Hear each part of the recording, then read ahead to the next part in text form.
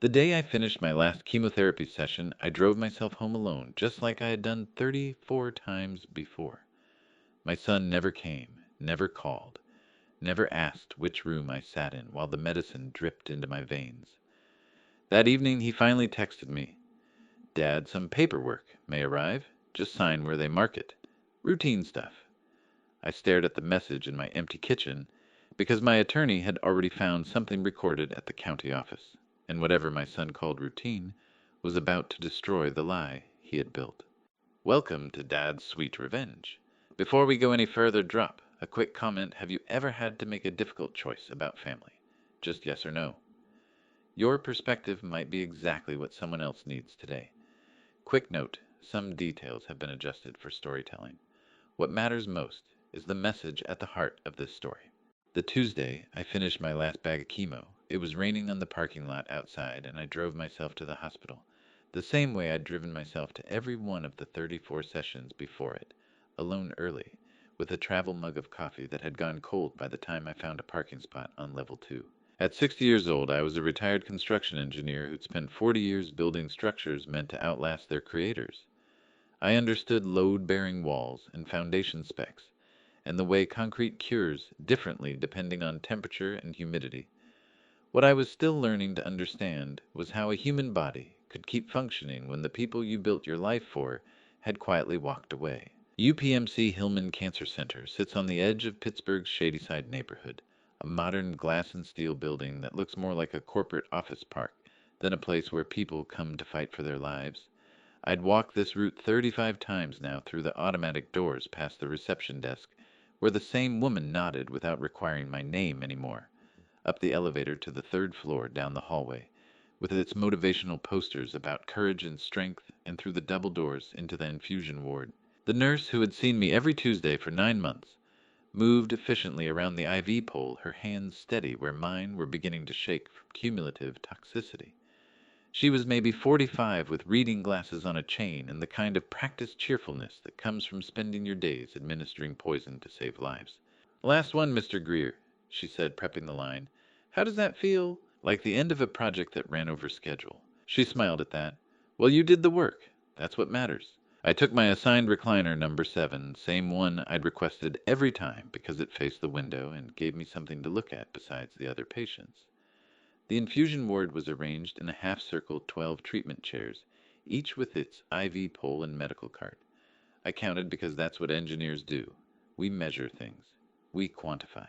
11 other patients that morning. I counted their companions too. The woman in chair 3 had her husband doing a crossword puzzle out loud, asking her for 6-letter words meaning temporary.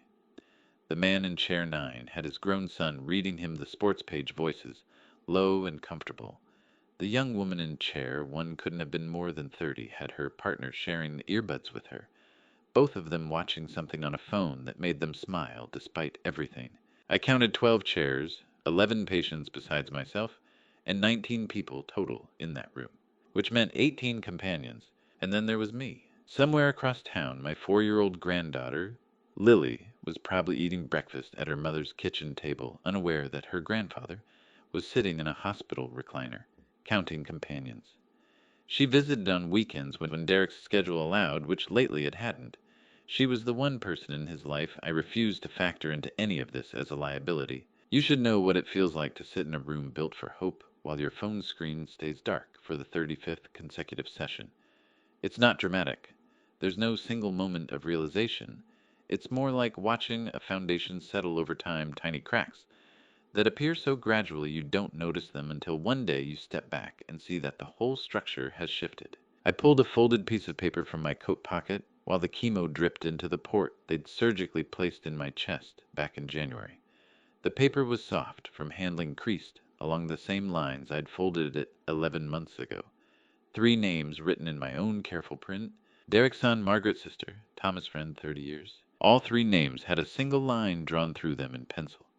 Not angry scratches, just quiet, measured strikes that marked the sessions when I'd finally accepted they weren't coming. Derek's line had gone through it after session 12, the Tuesday after he'd stopped returning my calls. Margaret's after session 18, when I'd mentioned during a brief phone conversation that Tuesdays were hard, and she'd said, "That's nice, Walter," in the voice of someone who wasn't listening. Thomas's after session 23, the day I'd run into him at the grocery store, and he'd looked at my thinning hair and said he'd been meaning to call, and I'd said, "Sure, Tom," and pushed my cart past him knowing he never would. I checked my phone. No messages, no missed calls. Derek's last text had arrived 4 months ago. "Dad, I need to borrow 3K. Car repair emergency." I'd transferred the money within the hour. Asked no questions. Received no thank you. Sent 3 texts since then asking how he was doing. Read receipts showed he'd seen all 3. The infusion took 90 minutes, same as always. I watched the bag drain with the same attention I used to give to concrete pours, monitoring the rate, checking for air bubbles, making sure everything flowed the way it was engineered to flow. The nurse checked my vitals twice, noted my blood pressure and oxygen levels on her tablet, adjusted the drip rate once when I mentioned feeling cold. When the bag finally emptied, she disconnected the line with practiced efficiency. My hands were shaking more now, not emotion, just the cumulative effect of 35 doses of chemicals, designed to kill rapidly dividing cells without quite killing me in the process. "Is someone picking you up today, Mr. Greer?" She was looking at my hands. "You're tremoring more than usual." I'd learned a particular skill in those 11 months lying with eye contact. "My friend is waiting downstairs," I said, meeting her gaze steadily. "Good." She made a note on her tablet.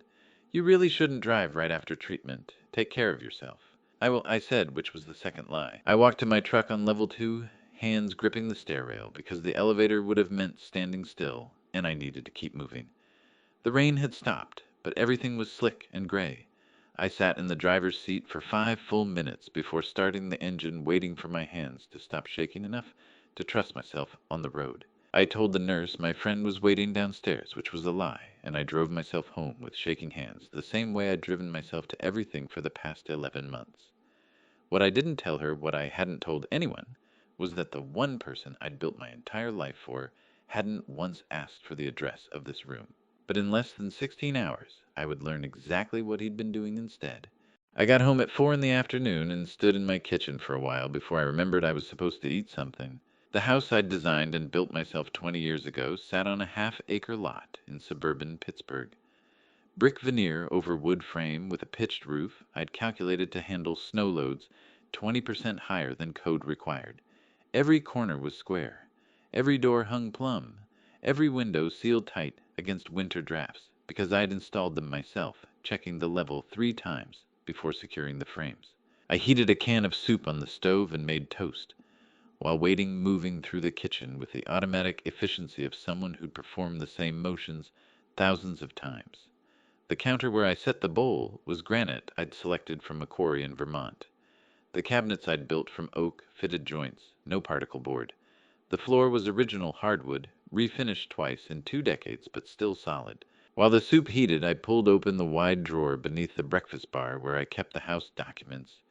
The original architectural blueprints were rolled in a cardboard tube, the paper yellowed, but the ink still sharp. I spread them across the counter, holding the corners down with my coffee mug and the sugar bowl. The title block in the lower right corner read, "Owner Walter J. Greer. Architect Walter J. Greer. Contractor independent, self-built. Date March 2003. The front corner room on the second floor, I'd framed that out special. When Derek turned 10, added extra blocking in the walls so he could mount shelves however he wanted, without worrying about finding studs. Built a window seat with storage underneath. Ran dedicated electrical circuits so he'd never blow a breaker, running his computer and stereo simultaneously. The room had been empty for 3 years since he'd moved out after his wedding, stripped of his belongings, just blank walls, and that window seat nobody used. I ate my soup standing at the counter studying the blueprints, the way I used to study them before building inspections, looking for anything that might raise questions. Everything was in order. Everything was always in order. My phone buzzed at 6:30. My son Derek, 28 years old and working as a real estate agent with erratic income, sent his first text message in 4 months, with a casual tone that immediately set off alarms in the part of my brain that had spent 40 years identifying structural instabilities. "Hey Dad, you doing okay? BTW, some paperwork might come your way.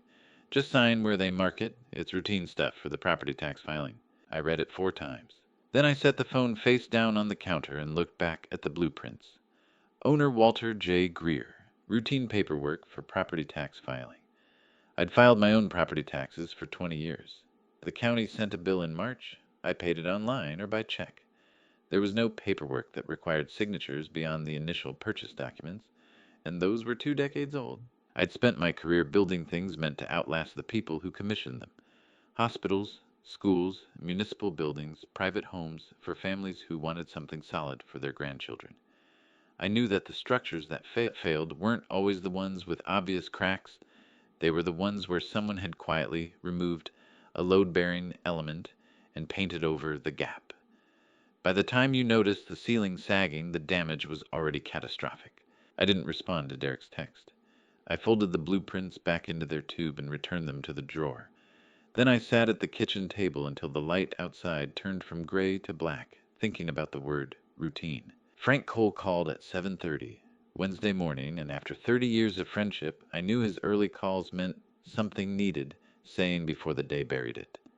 Frank was 58, a retired attorney specializing in real estate and corporate finance, my oldest friend, and the only person who understood the language of deeds and contracts the way I understood blueprints. "Walter," he said, and there were microscopic hesitations in his breath that told me he'd been awake for a while rehearsing this conversation.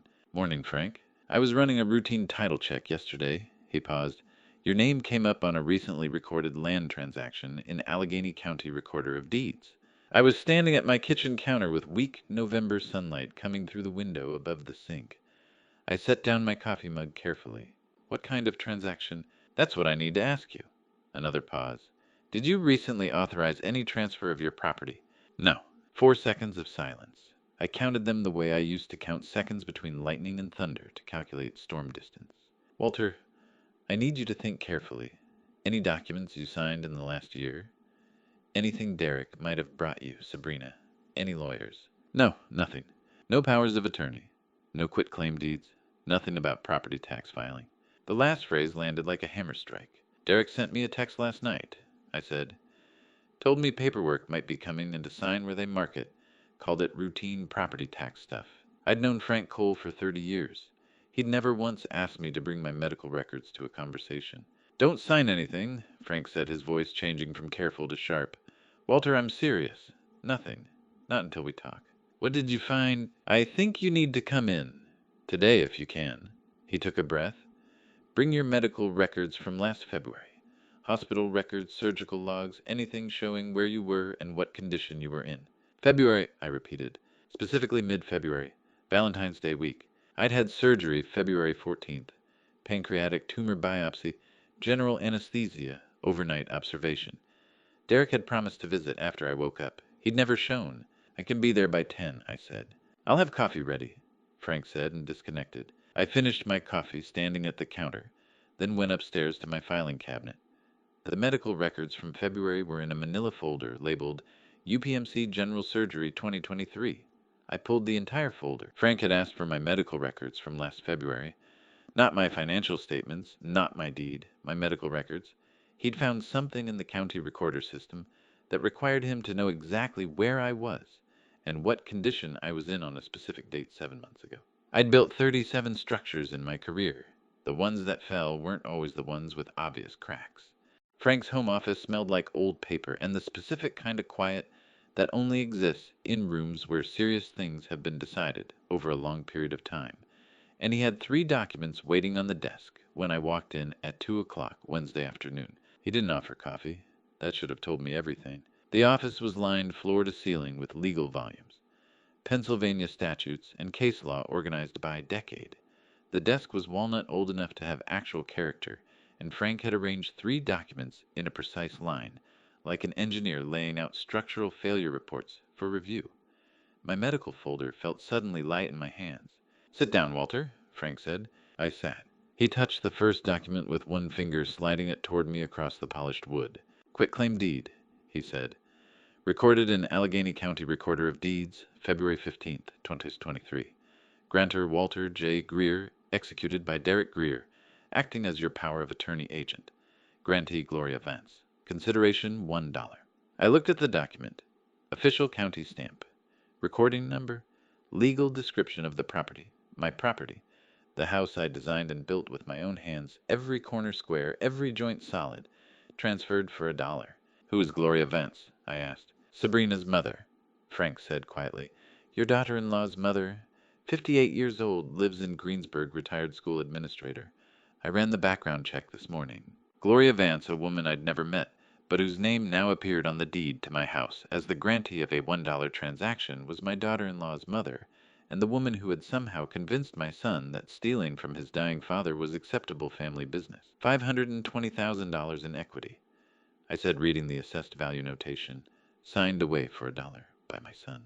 By someone claiming to be acting as your power of attorney agent, Frank corrected. He slid the second document forward. Which brings us to this. The power of attorney form was printed on legal paper, properly formatted, complete with notary seal and signature. It granted Derek Greer absolute financial and real estate authority over my assets. Effective date, February 14th, 2023. Principal signature, a version of my name that looked close but wasn't quite right. I studied it the way I used to study questionable welds on construction sites, looking for the flaw that would cause catastrophic failure under stress. The G in Greer, I said. Too curved. I make it with a harder angle. I noticed that too, Frank said. That's not my signature. Nah, Frank said. It's not. I'd taught Derek to sign his name when he was 6 years old. Sat with him at the kitchen table with lined paper and a pencil, showed him how to make the capital D and the loop in the G for Greer. He'd practiced 50 times until he got it right, tongue between his teeth in concentration, wanting to make me proud. I wondered if he'd practiced my signature the same way, wondered how many times he'd forged it on scrap paper before committing it to this legal document. The notary, I said, pointing to the seal. Sabrina Vance Greer, Frank said. Your daughter-in-law, licensed notary public. Her seal, her signature, her notary number, all valid and active as of February 2023. She notarized the document her husband forged. That's what it looks like. Conspiracy, among other charges, Frank said. But there's a problem with the entire premise. He reached for my medical folder, opened it, and removed the UPMC hospital records I'd brought. He placed them beside the power of attorney, aligning the dates. February 14th, 2023, he read. UPMC Presbyterian Medical Center. Patient Walter J. Greer, admitted to emergency services at 6:47 a.m. for thoracic surgery. Pre-op preparation completed at 8:30. Placed under general anesthesia at 9:15 a.m. Procedure duration 4 hours 20 minutes. Patient remained unconscious and under post-surgical observation until 7:30 p.m. He looked at me. You were on a surgical table, he said. I was. And while you were your son, was signing your name to documents he had no legal right to execute. Frank tapped the power of attorney. Pennsylvania law is very clear on this, Walter. The principal must have legal capacity at the time of signing. You were under general anesthesia. You had no capacity, no awareness, no ability to consent. So the power of attorney is void, completely, which means every document executed under that fraudulent authority is also void. The deed transfer, any financial transactions, everything. I should have felt relief. Instead, I felt cold spreading through my chest, like the anesthesia had that morning, the creeping numbness before everything went black. There's one more thing, Frank said. He pulled a single sheet from a manila folder I hadn't noticed. I pulled Derek's credit card records, the emergency card you added him to 3 years ago for legitimate emergencies. He slid the paper across. Credit card transaction log. February 14, 2023, 7:45 p.m. Fairmont Hotel, Pittsburgh. Charge amount $340. I stared at it. He took me to dinner there for my 55th birthday, I said. My voice sounded strange in my own ears. I know, Frank said quietly. Valentine's Day. While I was intubated and unconscious 3 miles away at UPMC Presbyterian, my son was eating filet mignon at the Fairmont with my daughter-in-law, celebrating. They used my emergency card, I said. They did. While I was recovering from surgery. While you were, Frank confirmed. I looked at the 3 documents arranged in their perfect line. The deed showing my house signed away for $1. The power of attorney with its forged signature and my daughter-in-law's notary seal. The hospital records proving I was unconscious at the exact moment I supposedly granted that authority. And beside them, the credit card receipt from a romantic Valentine's dinner, charged to my account while I lay alone in a recovery room. 3 documents, 1 date, February 14th. Frank Stein, I said, my voice very calm, very controlled. What do we do about this? He leaned back in his chair, hands folded across his chest. "That depends," he said, "on how far you want to take it. The deed was void," he'd said. But what he hadn't said yet, what I hadn't asked yet, was whether void meant reversible, and whether reversible meant I'd get my house back, and whether getting it back meant destroying my son in the process. I drove home from Frank's in the dark and sat in my living room without turning on the overhead light, thinking carefully about what a structure needs before you can take it apart responsibly. The photocopied documents were spread on the coffee table in front of me. Even in the dim light from the street lamp outside, I could see the signatures, the dates, the transaction numbers. Everything aligned with mechanical precision. My son had engineered this theft, the way I'd taught him to approach projects. Identify the objective, gather the necessary tools, execute the plan while the conditions were optimal. Valentine's Day, while I was unconscious, I could confront him tomorrow, drive to his apartment, show him the documents, watch him scramble for excuses.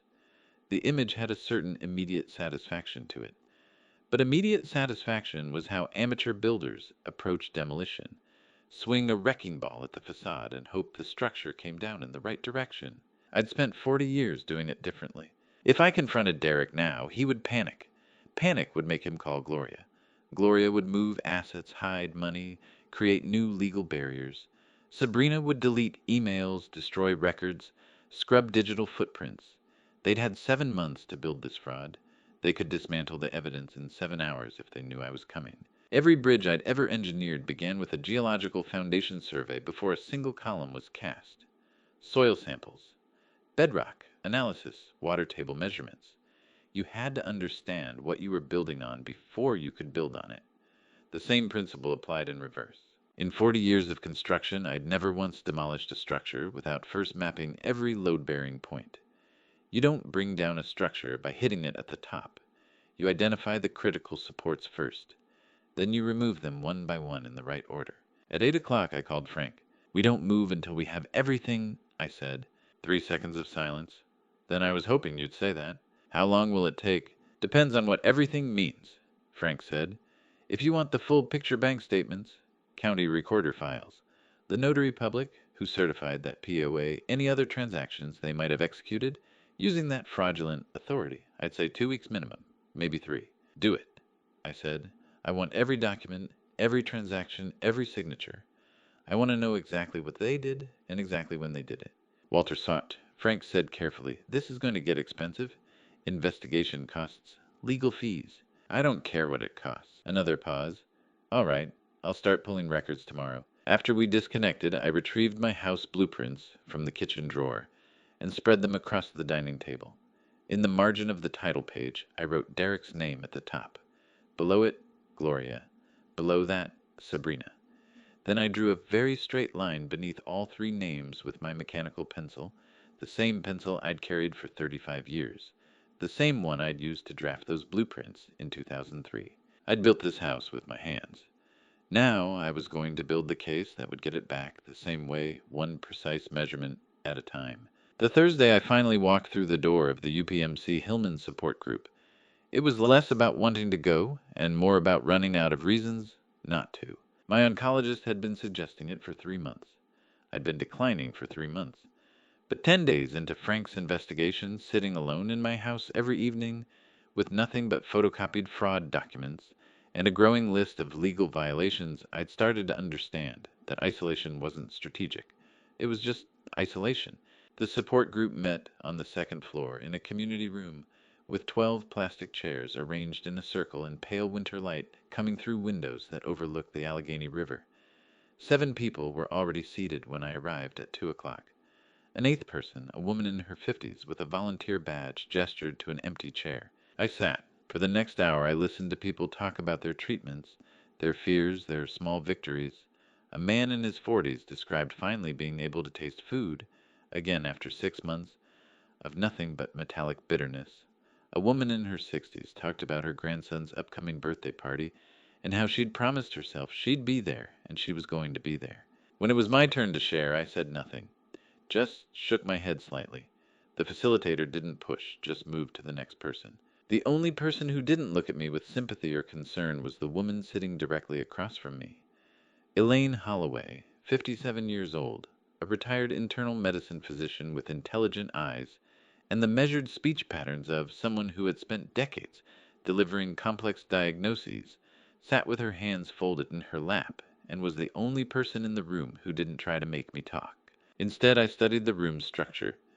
The ceiling was supported by 4 steel columns, 12 feet on center connected by lateral beams, that distributed the load from the floor above. The windows were double-paned, thermally broken aluminum frames. Good engineering, solid construction, built to last. When the session ended at 3 o'clock, people stood and gathered their coats. I remained seated, still examining the column placement and calculating the approximate load distribution. "You're an engineer," the woman across from me said. Not a question, a statement. I looked at her directly for the first time. "How did you know—" "You spent the whole hour examining the load-bearing columns instead of the people," Elaine said. "A doctor does the same thing. We look at structure before symptom." I stood pulling on my coat. "Professional hazard." "Or professional training," she said. She picked up her bag, slung it over her shoulder. "There's a difference." "Did the structure pass?" I asked. She paused, considering the question with the same technical precision she'd applied to identifying me. Tilted her head slightly, eyes moving to the nearest column, then back to me. "Jury's still out," she said. The phrase hung between us, professional, measured, devoid of cheap comfort. Then she turned and left, footsteps steady on the tile floor. I remained standing in the empty room, looking at the columns she'd assessed, wondering why her verdict suddenly mattered. I'd met a lot of people in the past year who looked at me and saw a sick man. Elaine Holloway looked and saw a structure with load-bearing columns worth examining. I wasn't sure yet whether that was better, but it was different, and different after 11 months of exactly the same quiet absence felt like something worth noting. Derek called on a Friday morning while I was in the garage going through my tool cabinet, something I did when I needed to think, without looking like I was thinking, and the call came in at 9:17, which meant he'd had his coffee and worked up to it. I'd been thinking about Elaine Holloway's assessment. Jury's still out. Professional language that didn't pretend certainty where none existed. "Hey, Dad," Derek said. "How you feeling?" "Good as expected." I was holding a framing hammer I'd owned for 38 years, the handle worn smooth. "That's great. So, about that paperwork, I mentioned the property stuff. Did anything come through yet?" "Haven't seen anything," I said, which was true in the sense that documents already recorded at the county 7 months ago don't arrive in mailboxes. "Huh. Well, it should be coming soon." A pause. "Actually, that's kind of why I'm calling. Sabrina and I were thinking with your treatment winding down and the house being so big, maybe it makes sense for us to handle the property management stuff, just to take the pressure off you while you recover." I set the hammer down on my workbench. "Handle house son? Oh, you know, bills, maintenance, that kind of thing. You wouldn't need to worry about any of it." I let the silence stretch. Derek filled it. "We'd make sure everything was taken care of properly. Keep the lawn mowed, handle repairs, deal with utilities.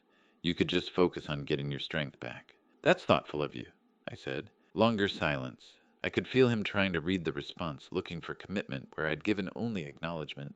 "So should we go ahead and set that up?" "I'll think about it." "Oh, okay, yeah, sure, just let me know." We said goodbye. I picked up the hammer again. My son had a particular talent I'd never quite understood until that morning, the ability to ask for something he'd already taken. The house he wanted to manage had been deeded to his mother-in-law 7 months ago, while I was unconscious. The bills he wanted to handle were being paid from the savings account he'd systematically drained. I told him I'd think about it, which was true. I'd been thinking about very little else for 2.5 weeks. Frank arrived at my kitchen table Saturday noon with 2 takeout coffees and an accordion file thick enough to use as a doorstop. He set it on the white oak table I'd built and opened it without preamble. 3 weeks. Here's what I found." He pulled documents in organized stacks, each with a paperclip and post-it note. "Your savings account." He slid the first stack toward me. $47,000 systematically cleaned out over 8 months via micro withdrawals. All kept strictly under 10,000 to evade bank currency transaction reports. That's structuring, a separate federal offense. I looked at the withdrawal records. $9,700, $9,200.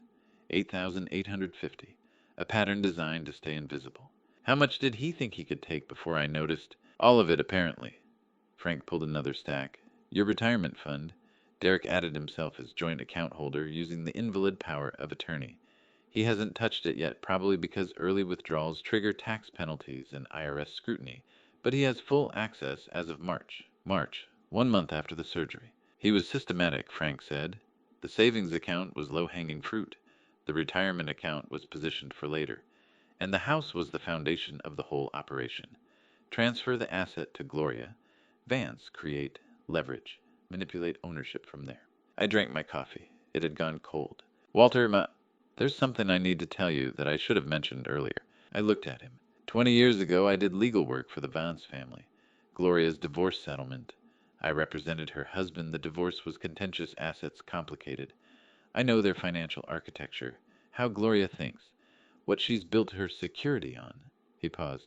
And I know where the bodies are buried. 30 years of friendship, and Frank Cole had never once mentioned the Vance family. I sat with that for a minute.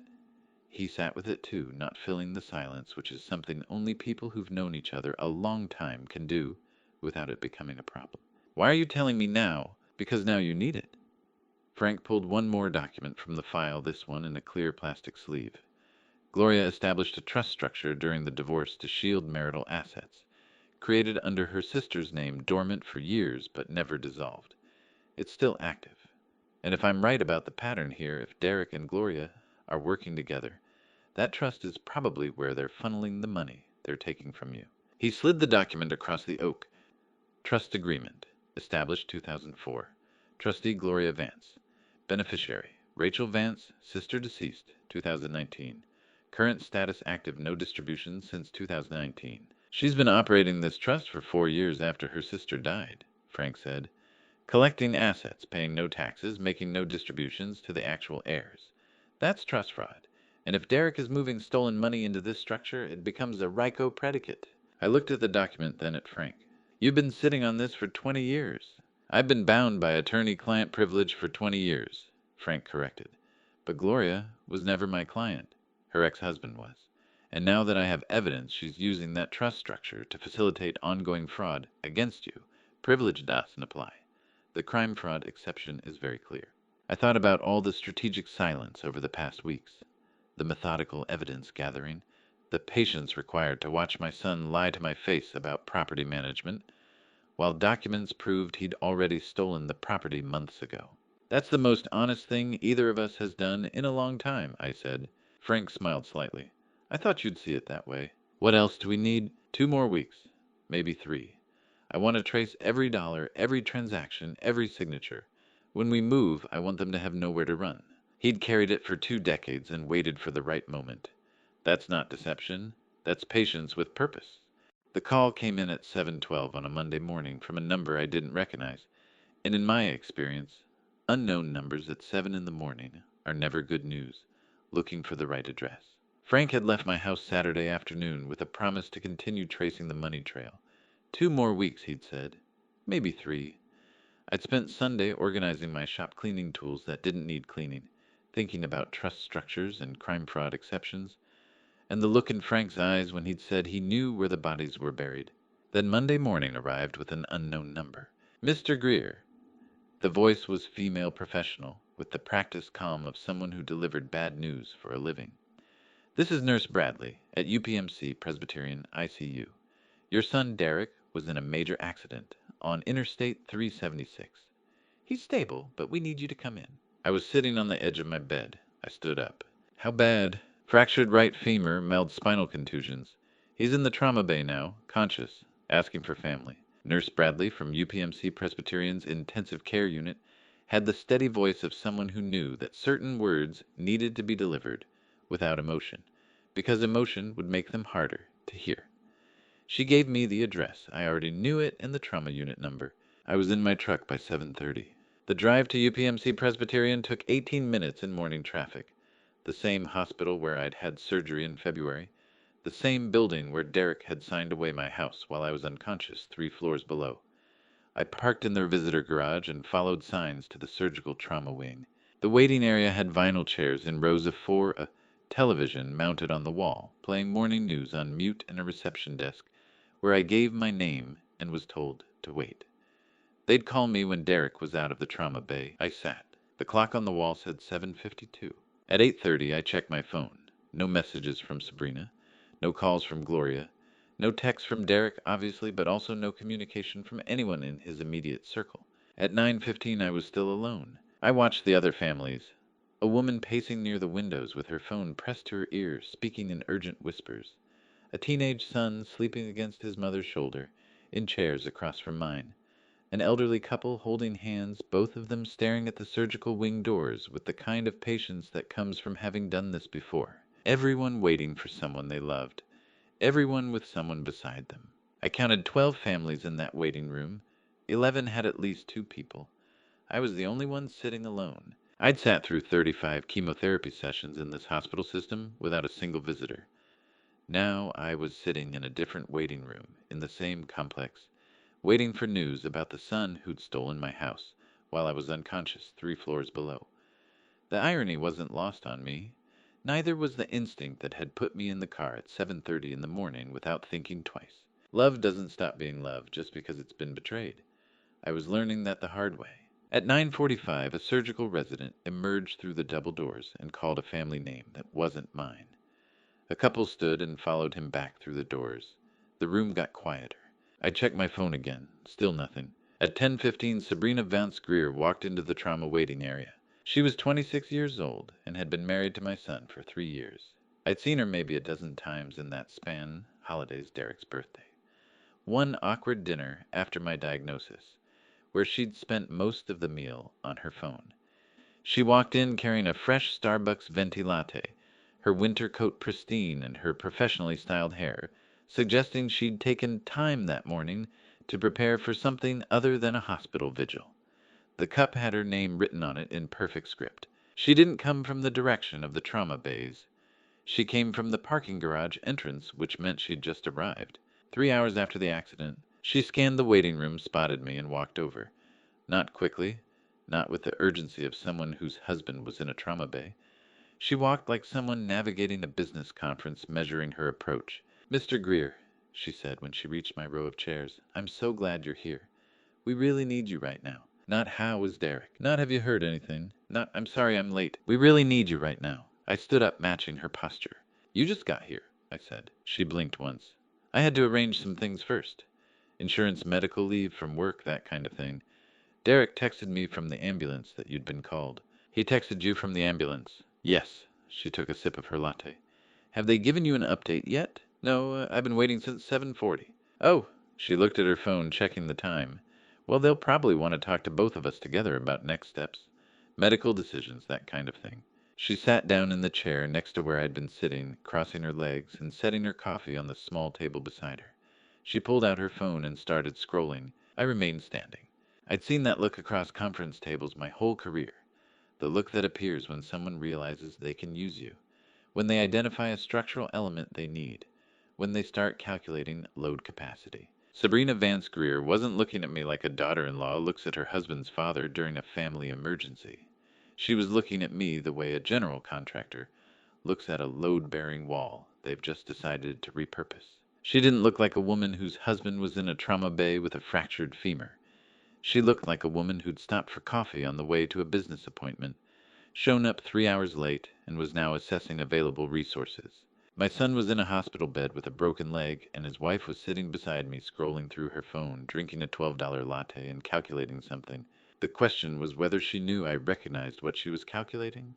Gloria Vance walked into the admissions office at 11 o'clock sharp, which told me she'd been in the building for a while and had chosen her timing carefully, and she was dressed like someone attending a lunch meeting, not a hospital emergency. Sabrina had been calculating something on her phone for 20 minutes in the waiting room.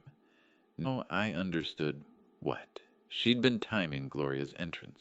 The admissions office was a cramped room with a steel desk and 2 chairs facing a computer terminal. The coordinator, a middle-aged woman named Hayes with 20 years of hospital billing experience, visible in her efficient movements, had called me back to discuss financial responsibility for Derek's care. I hadn't expected company. Gloria entered behind me, her heels clicking on linoleum, her voice smooth as she greeted Coordinator Hayes like an old colleague. "Mr. Greer," Gloria said, addressing me with careful formality. She set a document packet on the steel desk with practiced precision. "Given the circumstances, we thought it made sense for you to be listed as the responsible party for Derek's medical expenses." You're his father after all, and we want to make sure he gets the best care. She'd arrived at a hospital with paperwork already prepared.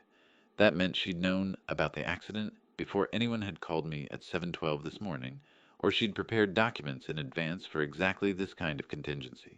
I looked at the forms, standard hospital financial responsibility agreements, signature lines highlighted in yellow. What about Derek's commercial health insurance? I asked. Coordinator Hayes checked her terminal. Let me pull that up. Her fingers moved across the keyboard. A pause. His policy lapsed 3 months ago in September due to non-payment. Gloria's expression didn't flicker. 3 months. Which meant Derek had been operating without insurance since September, while systematically draining my savings account and adding himself to my retirement fund as joint holder. I studied the paperwork, then looked back at Gloria. I'd be happy to look this over carefully, I said. Could you give me until tomorrow morning? Gloria's smile tightened at the edges. Of course. Family decisions shouldn't be rushed. Gloria Vance had arrived at a hospital with a pen and a form, not with flowers. She'd come prepared to secure a financial safety net, not to comfort her son-in-law. And she'd done it before Derek was even out of the trauma bay. I called Frank that evening from my kitchen. He said he'd be over at 8 the next morning. He was already sitting at my table with a legal yellow pad when Gloria called at precisely 8 o'clock Tuesday. I put the phone on speaker. Mr. Greer, Gloria said, her voice carrying that same smooth authority. I wanted to discuss Derek's care situation going forward. Frank's pen was already moving across the yellow pad, documenting the time, the date, the caller. I'm listening, I said. Derek's going to need significant rehabilitation. The doctors say 6 to 8 weeks before he can walk, unassisted. Physical therapy, wound care, pain management. It's a substantial undertaking. I understand. The thing is, Mr. Greer, hospitals are expensive, rehabilitation facilities even more so, and Derek's insurance situation is complicated right now. It lapsed in September. A brief pause. Yes, which means we need to be creative about care arrangements. Derek needs around-the-clock attention during his rehabilitation, not from a clinical stranger, from family. Frank underlined the word family on his pad. We thought you might move back into the house temporarily, Gloria continued. The first floor storage room would work. You'd be close enough to help with daily needs. Cooking, cleaning, turning him every few hours to prevent bed sores. The doctors say it's critical during the first month. I looked at Frank. He was writing steadily, capturing every word. What about compensation? I asked. Another pause longer this time. Your family, Mr. Greer. We don't put a price on family. Frank underlined the phrase twice without breaking rhythm. I see, I said. Sabrina and I both work full time, Gloria said. We can't provide the level of care Derek needs, but you're retired. You have the time. And frankly, after everything Derek has done to support you through your illness, I think this is a reasonable way to reciprocate. Every word she said is usable. That's what Frank meant by his steady pen movement across the yellow pad. Gloria was building her cage out loud, one reasonable-sounding sentence at a time, and Frank was documenting the measurements. Let me talk to my doctor first, I said, about whether I'm physically up for it after treatment. I'll let you know by end of week. Of course, Gloria said, but don't wait too long. Derek is being discharged Friday morning. He'll need somewhere to go and someone to care for him. She disconnected. I looked at Frank's notepad. He'd filled 3 pages in neat print, organizing Gloria's statements into categories. Financial coercion, unpaid labor, emotional manipulation. Under emotional manipulation, he'd written, "We don't put a price on family," and underlined it twice. You don't have to do this, Frank said quietly. I picked up his notepad and read back the line he'd underlined. She wants me to move into the storage room of my own house, I said. The house she took from me for $1 while I was unconscious. She wants me to provide 24-hour skilled nursing care without compensation. She wants me to cook and clean and turn my son every few hours through the night to prevent bed sores. And she wants me to be grateful for the opportunity because we don't put a price on family. Yes, Frank said. She thinks I'm desperate enough to accept. That I'm so isolated and so grateful for any contact with Derek that I'll move into a storage room and become unpaid labor. That's what she thinks, Frank agreed. I sat down at my kitchen table. Then I think I do have to do this, I said. Frank looked at me for a long moment. Then he flipped to a fresh page on his legal pad and wrote at the top, "Residency documentation, Walter Greer." "We'll need photographs," he said, "of the storage room before you move in. Measurements. Condition documentation. Everything dated and witnessed." "You think she'll have me sign something?" I think Gloria Vance doesn't make moves without paperwork, Frank said. "And whatever she has you sign on Friday morning, I want to see it before the ink dries." Gloria Vance had just invited me to move into the house she'd taken from me for $1. Frank and I sat with that for a moment after planning the documentation protocol. "Yes," I said again, "I think I do have to do this." I packed one bag, not because that was all I needed, but because a man carrying one bag looks like a guest, and I needed to look like a guest in the house I had built with my own hands. Frank had spent Thursday afternoon photographing the storage room from multiple angles, documenting measurements, noting the lack of heating ducts. By Friday morning at 10 o'clock, when I pulled into the driveway carrying my canvas duffel, I had copies of everything he'd recorded, locked in a safe deposit box at PNC Bank downtown. Sabrina met me at the door. "The storage room is down here," she said without preamble, leading me through the hallway to the ground floor. "It's the most practical space." She opened the door and stepped back. I stood on concrete I had poured myself in March 2003. Walls I had framed with 2x6 studs on 16-inch centers. A window I had installed with a sill that needed the same half-turn to the left before it would lift a quirk I'd never fixed, because only I knew about it. The room was unheated, unfurnished except for a folding cot someone had dragged in from the garage. Some things can't be transferred with a deed, even a valid one. "This works," I said. Gloria appeared in the kitchen 20 minutes later while I was setting my bag beside the cot. She had papers. "We should make this official," she said, sliding the document across the kitchen counter. "Standard residency agreement, occupancy terms, maintenance expectations, that sort of thing." I read it carefully. 2 pages. Basic language about temporary housing in exchange for caregiving duties. Nothing sophisticated. Nothing that would hold up if challenged by someone who understood contract law.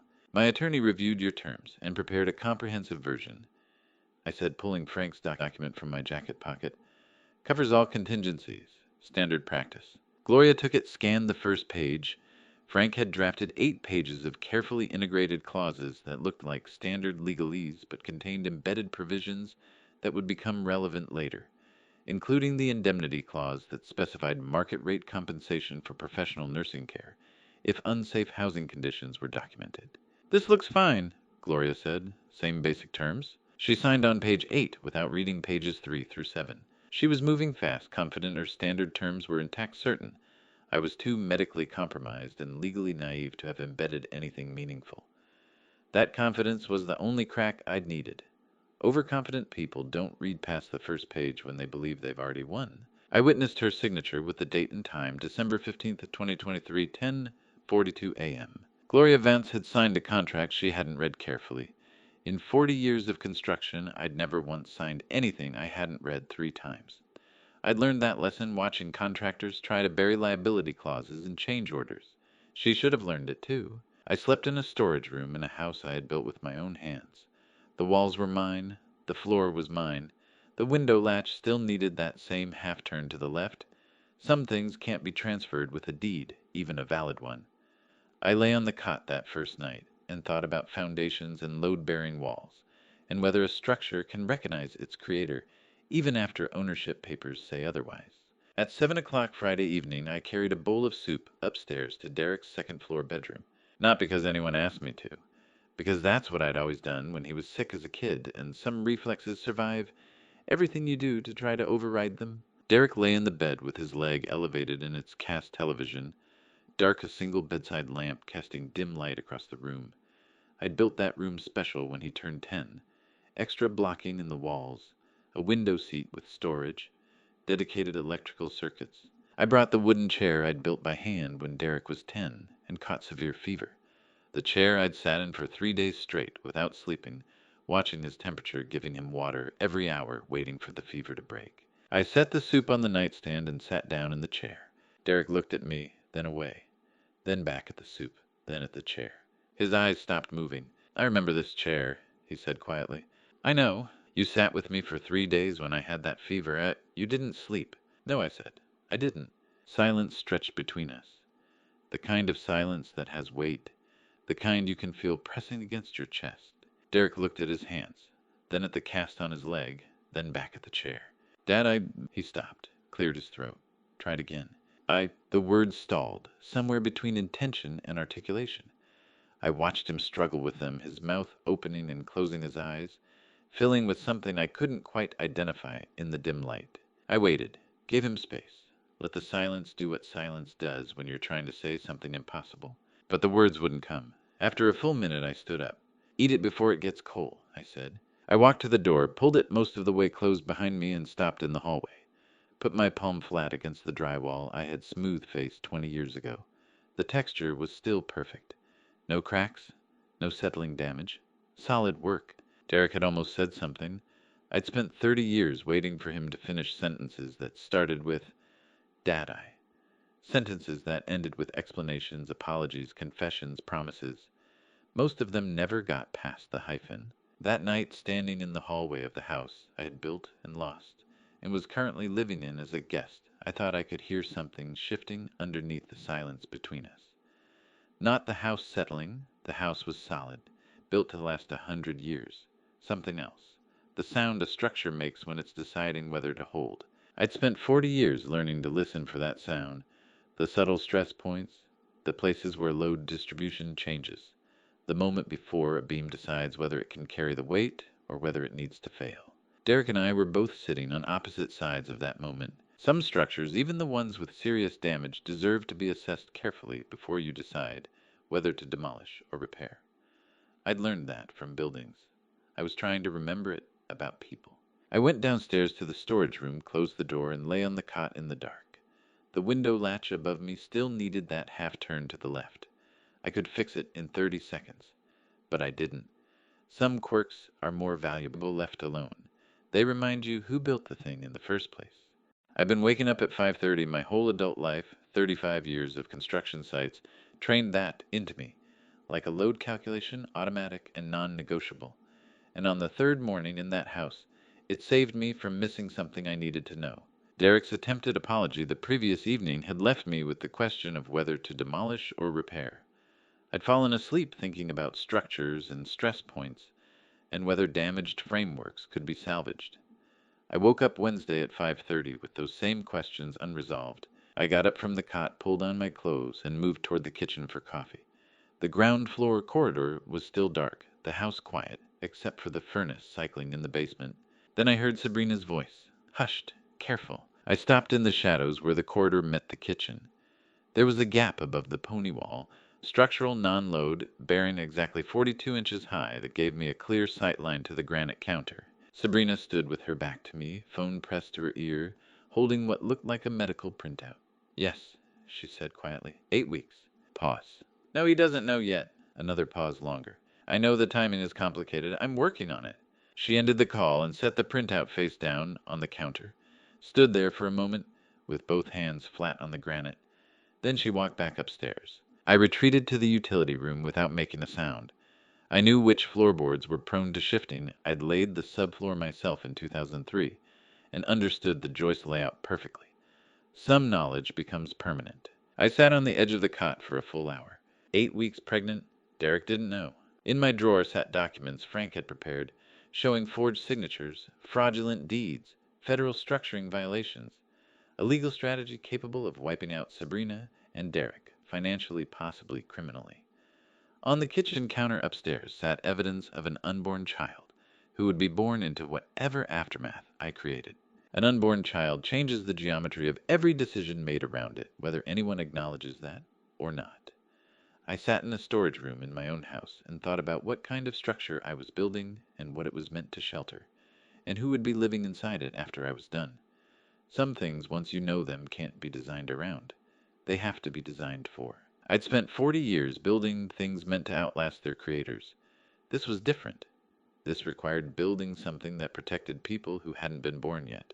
On Friday afternoon at 1 o'clock, Gloria and Sabrina left together for what Sabrina described as an appointment.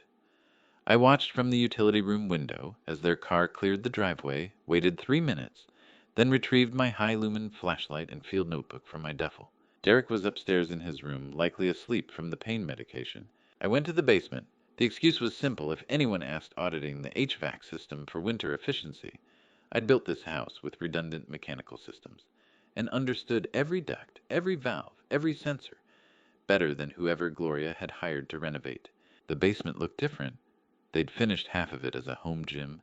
New drywall, rubber flooring, mounted mirrors, expensive equipment.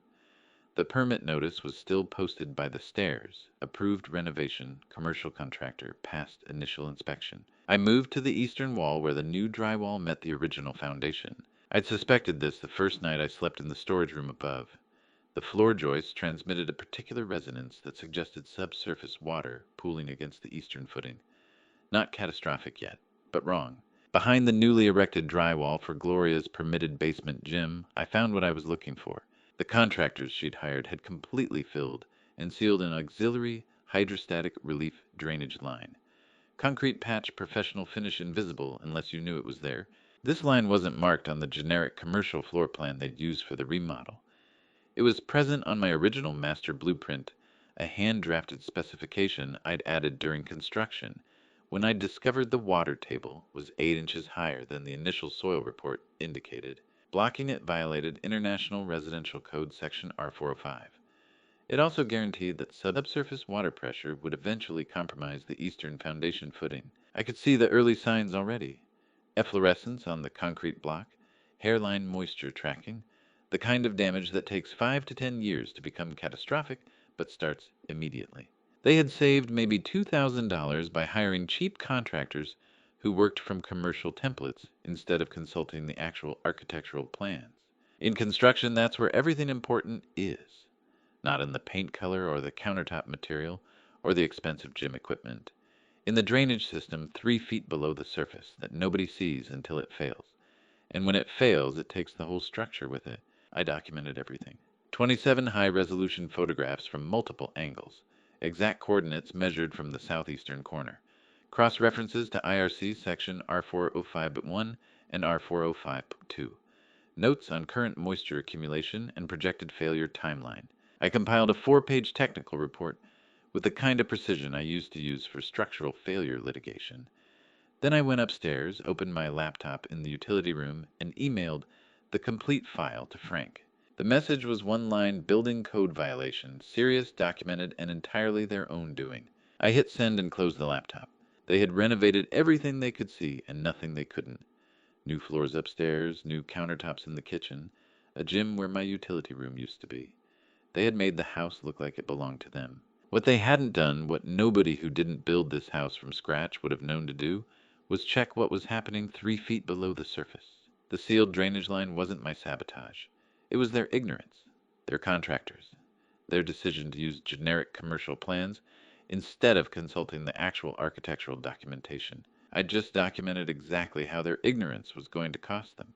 The question was what I was going to do with that documentation, and whether an 8-week pregnancy changed the answer.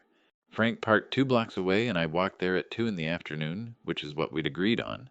2 men talking in a car attracts less attention than 2 men talking in a house where at least one person has been asked to report back.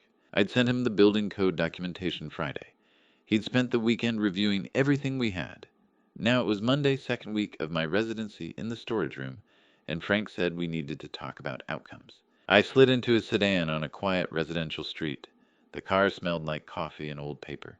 Frank had a comprehensive file spread across the center console, organized tabs, color-coded sections, the methodical architecture of someone who'd spent 40 years building legal cases the way I'd spent 40 years building structures.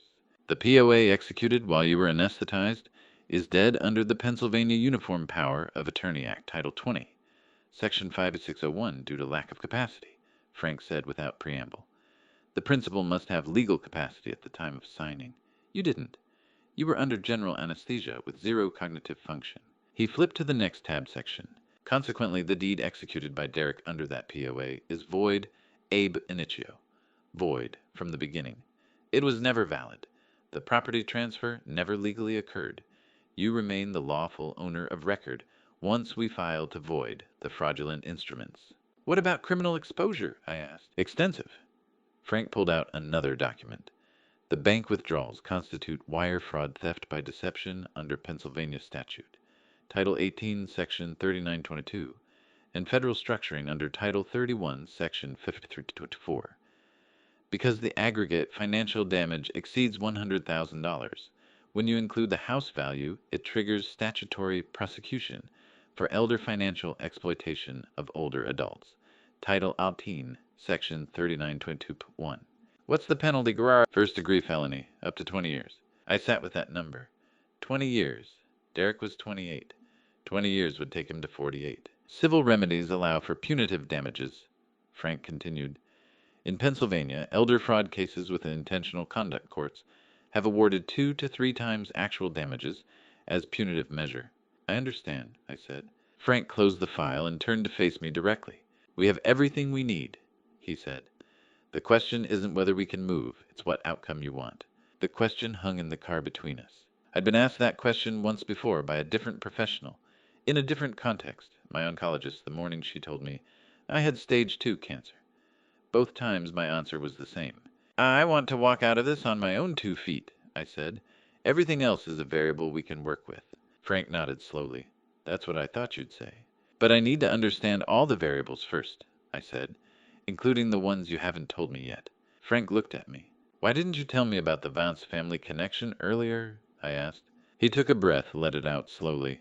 20 years ago, during Gloria's divorce, I represented her ex-husband, Frank said. During discovery, I found evidence that Gloria had established an offshore trust to systematically conceal marital funds. She'd been moving assets for 18 months before filing. Classic dissipation of marital estate. And you've known about this the whole time. I have. Frank's hands rested on the steering wheel. Attorney-client privilege typically survives the end of representation. What I learned during that case stays privileged indefinitely. But you're telling me now. Because there's a crime fraud exception, Frank said. If a client used the attorney's services to further a crime or fraud, the privilege doesn't apply. And if Gloria attempts to hide assets in that offshore trust during current settlement proceedings, which is fraud, I can use everything I learned 20 years ago. I looked at him. So you can use it. If she attempts to hide assets in this settlement, yes. The trust still exists. It exists, Frank said. I checked. Same registration, same trustee, same offshore jurisdiction. She's kept it active all these years. 30 years of friendship, and Frank Cole had never once mentioned the Vance family. I sat with that for a minute. He sat with it too, not filling the silence, which is something only people who've known each other a long time can do without it becoming a problem. Why are you telling me now? I asked finally. Frank looked out through the windshield at the gray December afternoon. Because now you need it, he said. The simplicity of that answer carried more weight than any elaborate explanation could have. Frank Cole had discovered something 20 years ago, understood its potential value, and carried it through 2 decades of friendship without ever mentioning it. Not because he'd forgotten, not because it wasn't relevant, but because the moment to use it hadn't arrived yet. You waited 20 years, I said. I did. You could have used it during her divorce, made a bigger case, one more for your client. I could have, Frank agreed. But I made a decision then that I'm still not entirely comfortable with. I decided that some ammunition is worth keeping in reserve, that some battles are worth losing if it means you're prepared for a war that matters more. He turned to look at me. I didn't know you then, Frank said. I didn't know Derek. I didn't know this was coming. But I knew Gloria Vance was the kind of person who builds hidden structures for a reason, and I knew that someday someone might need to know where those structures are. So you waited. I waited, Frank said, for 20 years, until you needed it. I thought about Derek upstairs in that house lying in bed with a broken leg, about Sabrina 8 weeks pregnant with information she hadn't shared, about Gloria's offshore trust, active and ready to receive stolen assets, about my house legally mine but occupied by people who believed they'd successfully stolen it, about the choice between destruction and justice. The building code violation, I said. How long before the city responds to a complaint? 10 to 15 business days for initial site inspection, Frank said. Then 30 days for remediation notice. Then enforcement begins if they don't comply. So we have time. We have time, Frank agreed. The question is what we do with it. Frank sat back in the driver's seat and looked out at the gray December street. 30 years. Some people earn trust over time by never breaking it. Others earn it by knowing exactly when to use what they've been keeping. The question was what to do with it.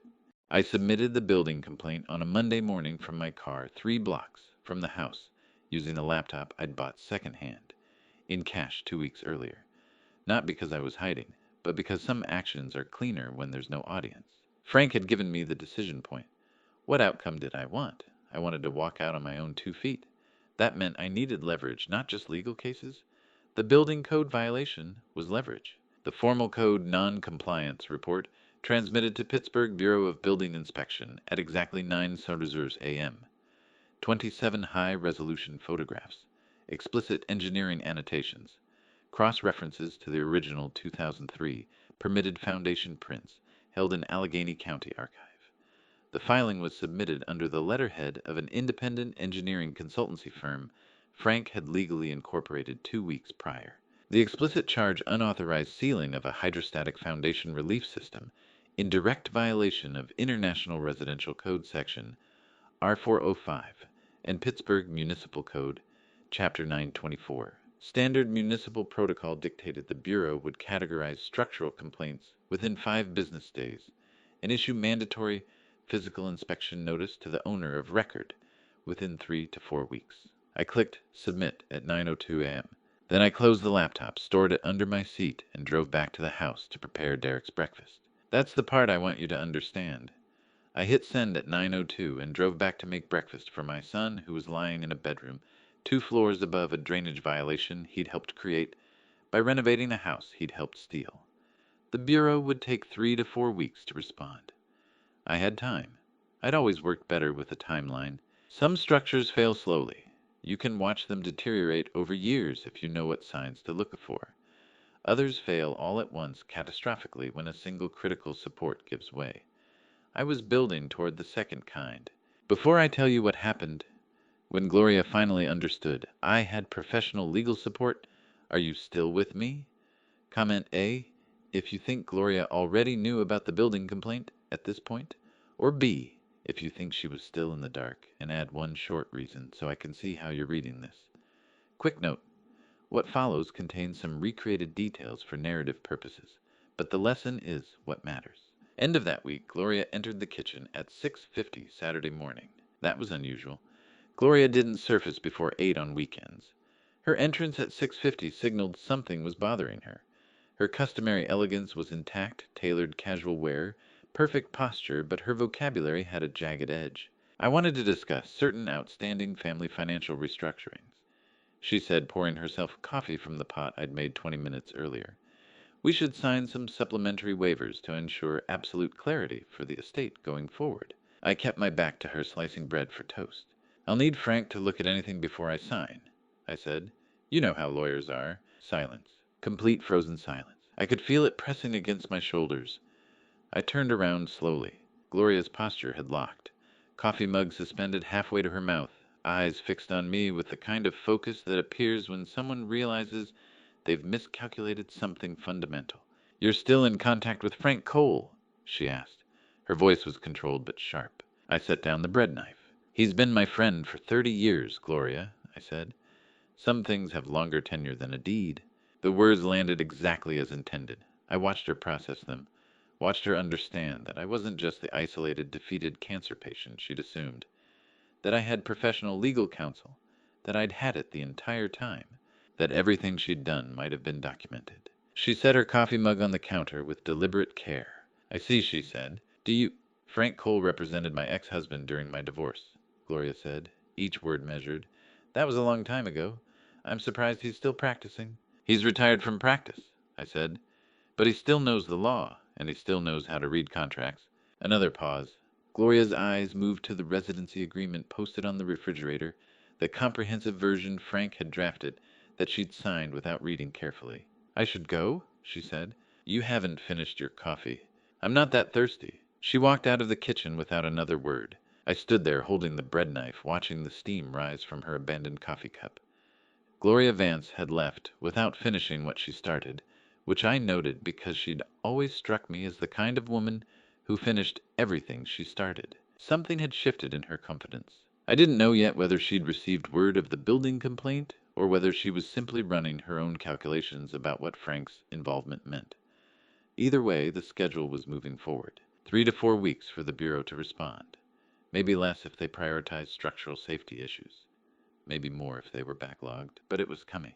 A building inspector would arrive with a clipboard and a code book, and no interest whatsoever in whose name was on the deed. He'd be interested in whether the drainage system met the standard. The standard in this case was the one I'd set when I built the house in 2003. Gloria Vance was about to be measured against my specifications. against the engineering precision I'd used to pour that foundation frame, those walls, install that drainage system, she'd paid cheap contractors to destroy. She'd renovated everything she could see. New floors, new counters, new gym equipment, made the house look like it belonged to her. What she hadn't done was check what was happening 3 feet below the surface. And now the city was going to check for her. I picked up Gloria's abandoned coffee mug and poured it down the sink. The coffee was still warm. She'd left in a hurry. That was good. Panic makes people sloppy, makes them move too fast, make mistakes, reveal things they meant to keep hidden. I'd spent 40 years building structures designed to last 100 years. I knew how to be patient, knew how to wait for the right moment to apply pressure. The building complaint was pressure. Frank's name was pressure. The residency agreement she'd signed without reading was pressure. The crime fraud exception that would let Frank use everything he knew about her offshore trust was pressure. I was building a structure around Gloria Vance and Derek and Sabrina. Not walls to keep them in, a framework to force a specific outcome. The outcome where I walked out on my own 2 feet. Everything else was a variable we could work with. 3 weeks and 2 days after I submitted the complaint, I was standing at the window of my storage room when Gloria went to check the mail, and I watched her pull out an official certified envelope bearing the return address of the Pittsburgh Department of Permits, Licenses, and Inspections. Gloria had been quieter since our kitchen conversation about Frank, more careful, making fewer demands. Then she opened the envelope. She ripped it open right on the asphalt instead of waiting to reach the house. I tracked her body language through the dirty glass shoulders, locked instantly. She skimmed the letter twice, then crammed it into her coat pocket. I knew the text by heart. Notification of unappealable structural code inspection mandated within 10 business days based on documented foundation safety hazards under Pittsburgh Municipal Code, Chapter 924. Gloria pulled out her phone before reaching the porch, jaw moving rapidly in a hushed, aggressive call. I turned back to my table-poured lukewarm ginger tea from my thermos and opened my book. A building inspector would arrive with a clipboard and a code book, and no interest whatsoever in whose name was on the deed. He'd be interested in whether the drainage system met the standard. The standard in this case was the one I'd set when I built the house in 2003. Gloria Vance was about to be measured against my specifications. The inspection would find exactly what I documented, an auxiliary hydrostatic relief line improperly sealed during unpermitted renovation. The contractors she'd hired had worked from generic commercial plans, instead of consulting actual architectural documentation. That savings was about to cost her 15 to 30,000 in mandatory remediation. I sipped my tea and read another chapter. 4 days later, the ground floor bathroom sink developed a slow drip. I fixed it Thursday evening with a basin wrench in 20 minutes. While I was lying flat beneath the vanity with my flashlight, I heard voices from the living room. The wall between bathroom and living room was the thinnest partition in the house. I'd built it that way in 2003 because it was interior and non-load bearing. Standard construction 2x4 studs, half-inch drywall on each side. Structurally sufficient but acoustically transparent, a design decision that had aged well. The voices were sharp, muffled but distinct. Sabrina and Gloria. I held still, basin wrench suspended. 80,000. Sabrina's voice thin and furious. Where does it come from? Gloria's response was an aggressive hiss. Something about the refinance. And 18 months ago. Sabrina's volume spiked. You took a second mortgage on this house? Silence. Long toxic silence. I lay perfectly still beneath the copper pipe. Gloria stammered something starting with, the investment didn't, before Sabrina slammed her purse down. Footsteps retreated rapidly up the stairs. I stayed under the sink for another minute listening. No more voices, just the furnace cycling in the basement. I pulled out my phone and texted Frank 4 characters, run the title search. Then I continued tightening the brass compression nut on the supply line. I finished fixing the sink and put my tools away and washed my hands in the sink I had just repaired in the bathroom I had built, in the house that apparently had a second mortgage on it that nobody had mentioned. I went to bed at 10 and slept better than I had in months. Sometimes information, even bad information, is more restful than uncertainty. A second mortgage. Gloria had refinanced 18 months ago, June 2022, 7 months before the fraudulent deed transfer in February 2023, which meant Gloria had borrowed against property she was planning to steal, or believed she already owned through some mechanism I didn't understand yet. Either way, it changed the math. The house had been assessed around $625,000. If there was a primary mortgage of $480,000, which Derek had taken out, using the fraudulent deed, and now a second mortgage of unknown amount, the equity picture was very different. The property might not be an asset, it might be a liability. That would explain Gloria's aggression about getting me to sign waivers. Why she'd tried to establish a residency agreement making me financially responsible for maintenance. Why she'd been so shaken when I mentioned Frank. She wasn't trying to keep stolen property. She was trying to avoid financial catastrophe. I lay in my cot thinking about load-bearing structures and what happens when you build on unstable foundations. About people who make decisions based on short-term gain without calculating long-term consequences. About Derek, 2 floors above me with a broken leg, married to a woman 8 weeks pregnant, who'd just discovered her mother mortgaged the stolen house. About Gloria, who'd orchestrated a property theft and then immediately borrowed against it, creating a financial house of cards, now being inspected by municipal code enforcement. And about myself, living in a storage room in my own house, fixing sinks and gathering information through thin walls I'd built 20 years ago. Some structures fail because they're poorly built. Others fail because they're built on foundations that were never stable to begin with. Frank would have the title search results by morning. Then I'd know exactly how unstable Gloria's foundation really was. I closed my eyes and listened to the house settle. Every creak, every shift was familiar. I'd built this place, knew its bones, understood its tolerances. And now I knew it was mortgaged twice over by people who'd stolen it while I was unconscious. That information, even though it complicated everything, felt like progress. Progress meant I was moving toward walking out on my own 2 feet. Frank would have the numbers by morning. Frank's email arrived Monday morning at 6:45, while I was sitting in my truck outside a diner, 3 blocks from the house, engine running for heat. Phone screen, glare harsh against the January dark. The email had one line and an attachment. They trapped themselves, read the whole thing. I opened the PDF. Title search report. Current owner of record Gloria Vance. Primary mortgage $480,000 originated February 2023 current. Secondary mortgage $195,000 originated June 2022. Northeast Credit Union 8.5% interest rate current. Status 60 days delinquent notice of default. Issued December 28, 2023. I read it 3 times. Gloria had taken a second mortgage 7 months before Derek forged my signature and transferred the deed. She'd borrowed against property she didn't own yet. The math was devastating.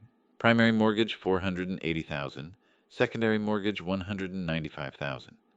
Combined debt $675,000.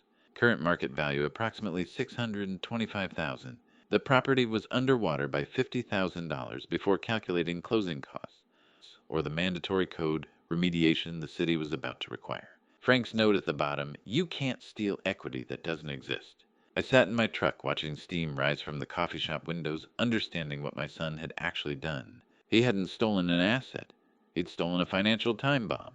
I started driving. No destination, just movement.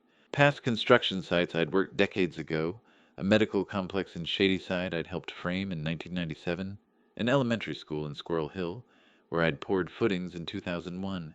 Structures still standing, still solid, still serving their purpose. Some buildings can't be saved.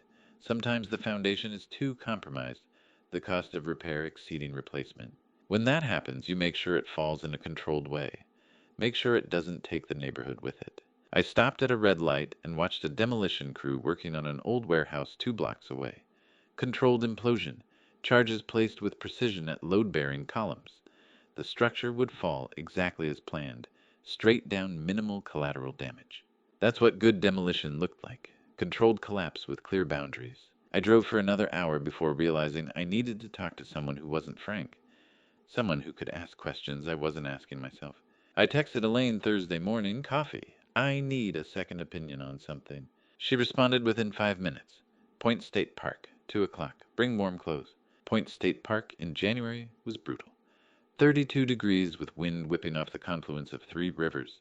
The fountain was frozen mid-spray ice where water should have been flowing. Elaine was already there, standing at the wall, overlooking the point where the Allegheny and Monongahela joined to form the Ohio. Heavy coat knit hat hands deep in pockets. "You look like you haven't slept," she said. "I've been thinking about structural limits," I said.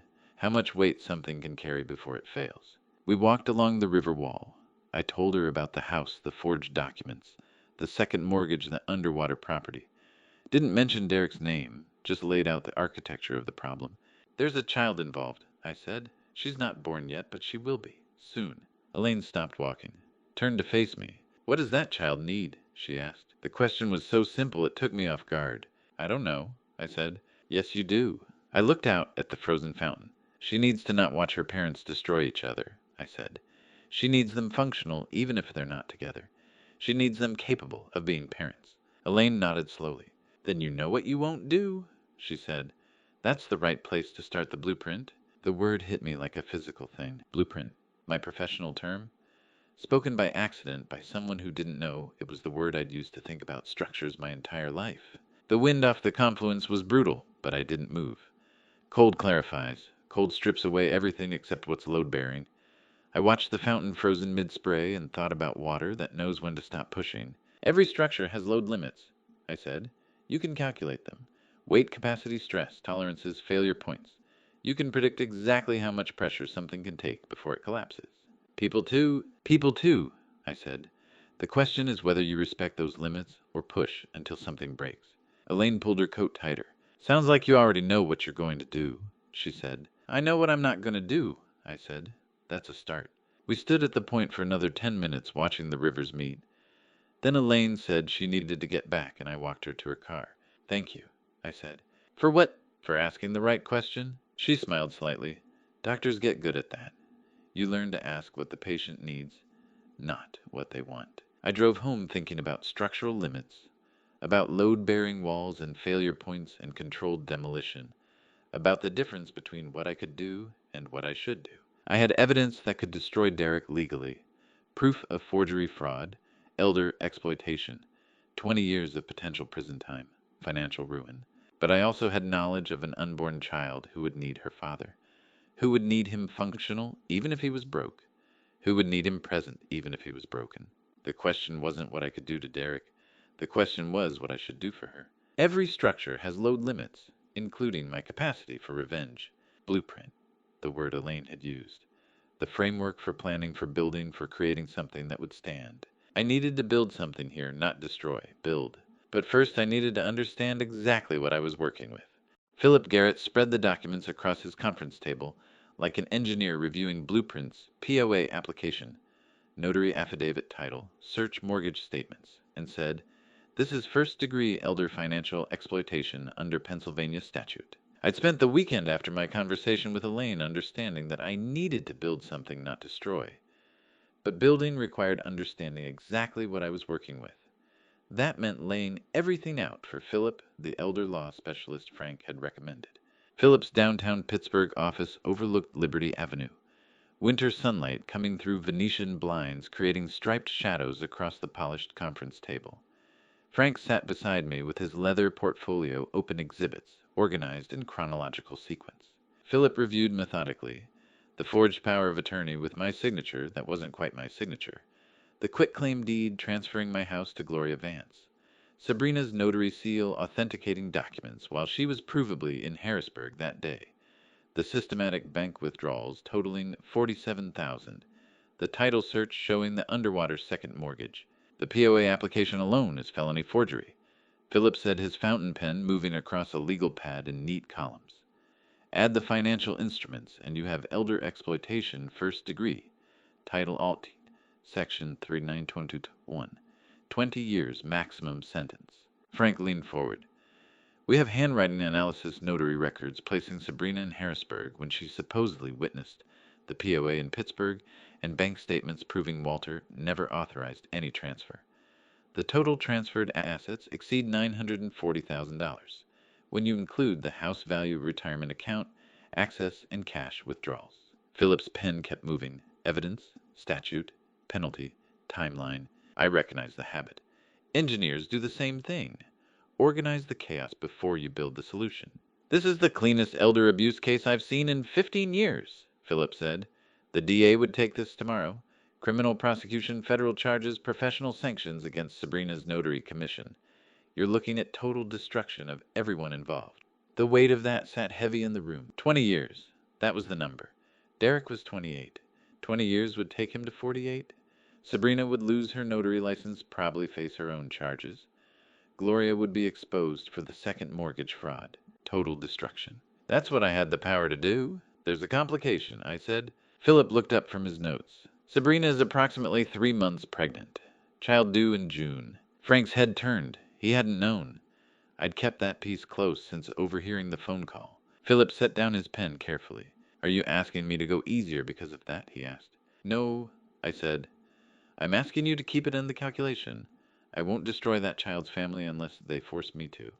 But I won't be stolen from either. There's a structure that works between those 2 points. I need you to help me find it. Philip leaned back in his chair. That's a narrow path, he said. I've built on narrow foundations before, I said. You calculate the load carefully, and you use the right materials. It can be done. Philip nodded slowly, then pulled a fresh page on his legal pad. 3 options, he said. First, criminal prosecution. File a police report. Cooperate with the DA, let the system handle it. Maximum punishment, minimum control over the outcome. They go to prison, you get your house back eventually, but the family is destroyed. He drew a line. Second, civil lawsuit under the elder exploitation statute. You sue for actual damages plus punitive damages. Courts in Pennsylvania, elder fraud cases have awarded 2 to 3 times actual damages when conduct was intentional. Based on the transferred assets, we're talking potentially $2.8 million in damages. It's devastating financially, but doesn't put them in prison. Gives you more control over settlement negotiations. Another line, our third negotiated settlement. You present the evidence privately. Demand full restitution. They cooperate. Quietest path, least destruction, but requires them to have the money to pay you back, which they don't. He looked at me. What do you want? I thought about Elaine's question. What does that child need? She needs parents. Functional parents. Not wealthy parents or perfect parents. Just present, capable, alive. Settlement is off the table, I said. There have to be consequences, real ones. But I don't want criminal prosecution first. First, Philip caught the word, we file civil, I said. Elder exploitation statute fraud. Breach of fiduciary duty. Maximum financial pressure. But criminal prosecution stays in reserve. Loaded but holstered. Frank spoke up. And if Derek fights dirty, if they try to hide assets, destroy evidence, I looked at him. Then we pull the trigger, I said. But I won't fire first with a grandchild in the crossfire. I'll give them one chance to do this the less destructive way. If they choose destruction anyway, that's on them. Construction taught me that the strongest structures aren't built to maximum spec. They're built to optimal spec with margins for stress and flexibility. Maximum force creates brittle structures that shatter under unexpected load. You need give. You need tolerance. What I was building here needed the same thing. Civil complaint with criminal threat in reserve. Philip said, making notes. Measured escalation protocol. They cooperate with asset return and restitution, we stay civil. They fight or hide, we go criminal. Exactly, I said. This still destroys them financially, Philip warned. The house is underwater. They can't pay the damages. They'll face liens, garnishments, possibly bankruptcy. That's the consequence, I said. Financial destruction I can live with. But I want that child to have a father who's present, even if he's broke. I want her to have a mother who's free, even if her notary license is revoked. I want them to face what they did without losing everything they need to be parents. Philip looked at me for a long moment. You're a more patient man than most, he said. I'm an engineer, I said. I understand load limits, including my own. Philip started drafting the civil complaint. Frank organized exhibits. I sat watching them work, feeling the weight of the criminal case sitting in reserve like explosives in a controlled demolition. I'd chosen containment, calibrated pressure, maximum impact with minimum collateral damage. But containment only works if the other side accepts the terms. If Derek forced escalation, I was ready to finish it. The white Pittsburgh Municipal Code Enforcement van pulled into the driveway Wednesday morning, and Gloria Vance stepped onto her porch as 2 inspectors climbed out with clipboards, cameras, and the confidence of people who carry legal authority. I'd chosen containment over destruction in Philip's office Monday. Civil lawsuit, not criminal prosecution. Calibrated pressure. But containment didn't mean inaction. The building code complaint I'd filed weeks ago was now bearing fruit. I stood in my side yard holding the coffee mug watching. The male inspector was in his 50s, weathered hands, and the steady movements of someone who'd spent 30 years on construction sites. The female inspector was younger, maybe 30, carrying a tablet and laser measuring device. "Good morning, ma'am," the male inspector said to Gloria.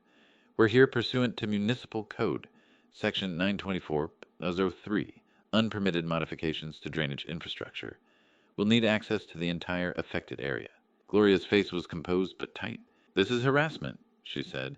"My contractor said everything was fine." The female inspector pulled a document from her clipboard. "Your contractor was incorrect," she said. "These modifications violate International Residential Code Section R405 and 3 municipal ordinances. We have the original 2003 permitted blueprints on file. Today we're documenting deviations." Gloria looked across the property line at me. I raised my coffee mug slightly. Polite acknowledgement. The inspector spent 52 minutes documenting everything. I watched from my yard as they photographed the drainage trench, measured slopes with the laser device, examined materials, checked setback distances. The female inspector's laser emitted a red line across the trench, and I remembered using a string line and level for the same calculation 21 years ago. Precision then, precision now. Only the tools had changed. The male inspector kept referencing his tablet, comparing current conditions to the archived blueprints. "Original 2003 installation was textbook," he said to his colleague loud enough that I could hear. "Probably overbuilt, if anything. This replacement work," he shook his head. "This is what happens when you hire the lowest bidder." The female inspector was making notes. "7 distinct violations," she said. "Drainage slope non-compliant materials don't meet spec, inadequate setback distances, unpermitted structural modifications, no inspection records, no occupancy certificate update, and work performed without licensed contractor oversight." Gloria had come down from the porch standing with her arms crossed. "How much to fix this?" she asked. The male inspector looked at her. "Depends," he said. "To bring it to code, minimum 8 to 12,000, depending on your contractor's rates. But that's not what the order will specify." "What will it specify?" "Match the original permitted specifications," he said. "The 2003 blueprints on file. That's the standard." Gloria's face went white. I didn't feel triumph, just the quiet satisfaction of structures behaving as designed, load applied, resistance calculated, system responding exactly as engineered. The female inspector produced an official document on city letterhead. "Administrative order for code remediation," she said, handing it to Gloria. "You have 30 days from today to complete full remediation. All work must be performed by licensed contractors. All permits must be pulled and inspections passed. The repairs must conform exactly to the original 2003 permitted blueprints referenced in this order." Gloria took the document with shaking hands. "Failure to comply within 30 days results in fines of $1,000 per day per violation," the inspector continued.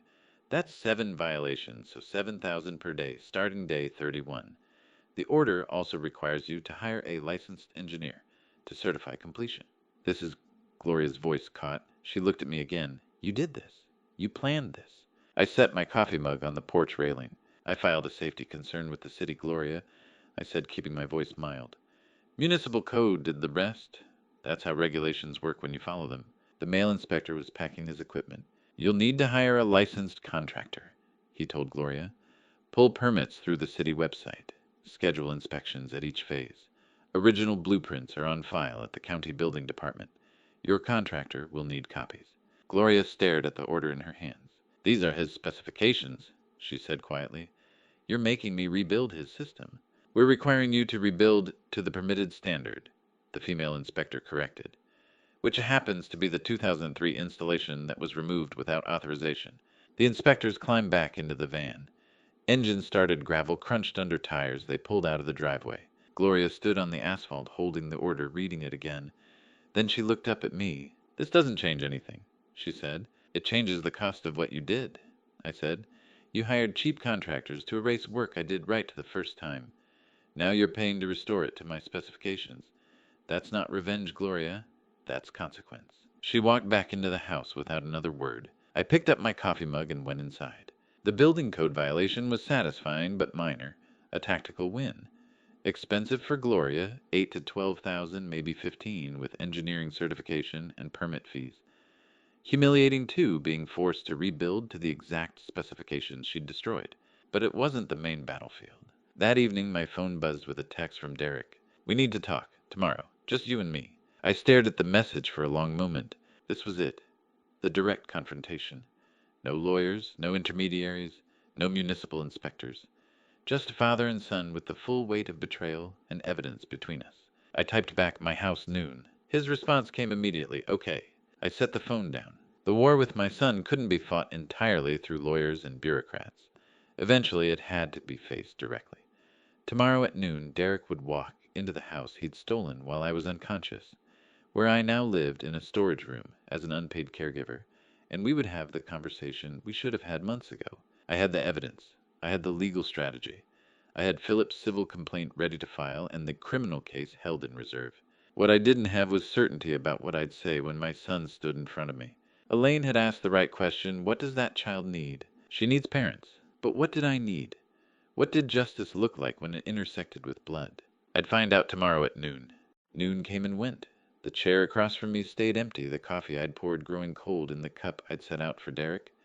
I sat at my kitchen table, the same one where I'd taught him fractions with measuring tape, where we'd sketched his first treehouse on graph paper and watched the driveway through the window. By 12:15 I knew he wasn't coming. My phone buzzed at 12:23. Not Derek. Philip Garrett. "Gloria's attorney just confirmed for 2 p.m. We're ready. You coming?" I looked at the empty chair one more time, then typed back, "On my way." The engineering principle is simple. When one support beam fails inspection, you don't abandon the structure. You reinforce what remains and continue the work. Philip's conference room felt different this time, less like a war room, more like a courtroom. Frank was already there, organizing files with the same precision he'd once used to organize supply deliveries. Philip stood by the window, reviewing notes. I took the seat facing the door, the way I'd always positioned myself on job sites. "You want to see what's coming." At 1:58 p.m. Gloria Vance arrived. She wore a navy designer suit that probably cost more than my monthly mortgage payment. Her posture radiating the confidence of someone who'd spent decades convincing people she belonged in rooms she hadn't earned access to. Behind her walked a man in his late 50s, silver hair, Brooks Brothers suit, leather briefcase with brass clasps. "Harold Sims," he said, extending his hand to Philip. "I represent Mrs. Vance." His voice carried the careful neutrality of someone who knew exactly how bad his client's position was. Harold had been practicing elder law in Pittsburgh for 30 years, according to Frank's research. Good reputation, not the kind of attorney who'd fabricate evidence or play dirty, which meant Gloria had finally realized she needed someone who could negotiate her surrender, not her victory. We settled into our seats. Gloria's eyes met mine for half a second before she looked away. Not shame, calculation. She was measuring the room, assessing her options, running the same risk analysis she'd probably run 100 times since Frank had called with Philip's ultimatum. "Let's begin," Philip said, sliding a folder across the table. "February 14th, 2023. Mrs. Vance, you signed what you claimed was a residency agreement with Derek Greer, giving you permission to occupy 412 Maple Ridge Drive." He opened the folder, revealing the document I'd first seen in November. "Our handwriting analyst, certified by 3 federal courts, confirms your signature. Also confirms you added Derek's signature later, using a different pen, different pressure, slightly different ink batch." Harold examined the analysis report, his expression never changing. Professional. Thorough. When he finished, he set it down without comment. "Your bona fide purchaser defense," Philip continued, "required you to prove you had no actual or constructive notice that the deed was executed under a forged power of attorney. You claimed you received the property in good faith." He slid another document forward. "This is your credit card statement from February 2023. 14 charges, every single one in Florida. Restaurants, hotels, a cruise ship. You weren't in Pennsylvania that month, Mrs. Vance. You were on vacation while your son-in-law was forging your granddaughter's father-in-law's signature 3 states away." Gloria's jaw tightened, but she didn't speak. Frank opened his own folder, then the movement deliberate, almost theatrical. "The way you reveal the final inspection report when everyone knows the building's failed." "March 2004, Frank said quietly. "Your sister Rachel established a trust, named you as trustee. The trust holds 1840 Berkshire Avenue, Pittsburgh, rental property. He slid the trust documents across the table. "Rachel died in 2019. According to Pennsylvania trust law, you were required to file accountings with the beneficiaries, Rachel's 2 children. Our investigation shows you haven't filed an accounting since 2019. You've been collecting rent approximately $1,850 per month, and the beneficiaries don't know the property exists. The color drained from Gloria's face. Not shock. Recognition. She'd always known this moment might come. Harold read through the trust documents, then leaned close to Gloria, whispering. The conversation lasted 90 seconds. When he pulled back, Gloria's shoulders had dropped half an inch. My client Harold said carefully. Humphrey was prepared to discuss settlement terms. Philip nodded. Immediate withdrawal of all property claims against 412 Maple Ridge Drive. Payment of $188,000 covering 22 months unpaid rent at $3,200 per month, plus attorney fees, inspection costs, and emotional distress. Payment plan acceptable $50,000 within 30 days, remainder over 18 months with 4% interest. In exchange, Mr. Greer agrees not to refer the trust matter to the district attorney or Rachel's beneficiaries. The silence stretched for 15 seconds. I could hear the wall clock ticking, the distant hum of traffic outside my own heartbeat. Gloria looked at me, then really looked the way she used to look at Alan when he'd caught her in some social lie at a neighborhood barbecue, not asking for mercy, acknowledging the math. Where do I sign us? She said. Philip slid the settlement agreement across the table. Gloria picked up the pen, the same practiced grip she'd used to forge Derek's name 10 months earlier, and signed her own name at 2:47 p.m. Legal this time, binding. Harold countersigned as witness. The document that had taken 4 months to build was executed in 30 seconds. As they left, Gloria paused at the door. You were always the better builder, Walter, she said. Not an apology, a professional's recognition of superior craftsmanship. Then she was gone. My phone buzzed as I reached my truck. Derek, can we meet neutral location? Just talk, please. I stared at the screen, thinking about the empty chair. At noon, the coffee gone cold, the 23 years of teaching him how structures bear weight. I typed back Church's Riverside Diner, Tuesday 10 a.m. Then I drove home, wondering what foundation, if any, was left to build on. Derek never replied to my text about the diner. Tuesday came and went. By Friday evening, I'd stopped checking my phone every 20 minutes. Stopped rehearsing what I might say if he actually showed. Some structures collapse before you can shore them up. The call came Saturday morning at 7:58, the phone cutting through kitchen silence while I was measuring coffee grounds. I knew before answering, the way you know a foundation's compromised, before the cracks show that something had broken. Dad! His voice carried the hollow sound of load-bearing walls giving way. I set down the coffee scoop. What happened? She filed for divorce. The words came out flat, rehearsed. Friday evening. Left the papers on the counter by the coffee maker. Her ring was sitting on top. She's at her mother's house. Through the window, I could see the backyard apple tree, the one I'd tied down 15 years ago to correct its lean. The nylon twine had finally snapped. Sometime in the night, the limb had sprung back to vertical, released. What does the filing say? I asked. Dissolution petition, Allegheny County Court.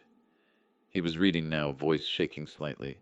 She's requesting equitable distribution of all marital assets and debts. That includes the house dad, the $195,000 mortgage default. She's routing it all through the court. I poured water into the coffee maker anyway, muscle memory taking over while my mind ran the calculations. Equitable distribution in Pennsylvania meant the debt would be divided based on fault and capacity to pay. If Sabrina could prove she was the deceived spouse, unaware of Derek's forgery, innocent of the fraud, the court would assign the bulk of the debt to him. She's positioning herself, I said quietly. What? As the victim. Not your co-conspirator, your victim. The coffee maker gurgled to life. She's a notary, Derek. Her license requires her to verify identification to witness signatures. If she goes down with you, she loses everything. This way she claims you deceived her, forged my signature without her knowledge, dragged her into fraud. She didn't understand. But she knew. She had to know. Prove it. The words came out harder than I'd intended. In court. With evidence. While she's sitting there, 8 months pregnant, crying about how her husband lied to her, destroyed her. Trust, ruined her career. Who do you think the judge believes? The silence stretched for 10 seconds. I could hear his breathing, ragged and uneven. Dad, I don't know what to do. I looked out at the apple tree, at the limb that had finally returned to its natural angle, after years of artificial constraint. Not broken, just released. I know you don't, son, I said. That's been part of the problem. He didn't respond. After another moment, I heard the line disconnect. Not hung up, just dropped the way you drop tools when your hands stop working.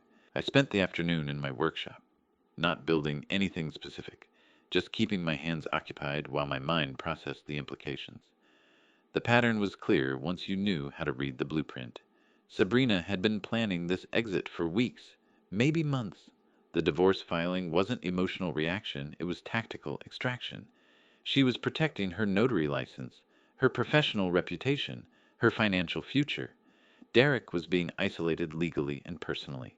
The pregnancy that I'd been protecting, the reason I had chosen civil lawsuit over criminal prosecution, was now leverage in Sabrina's hands.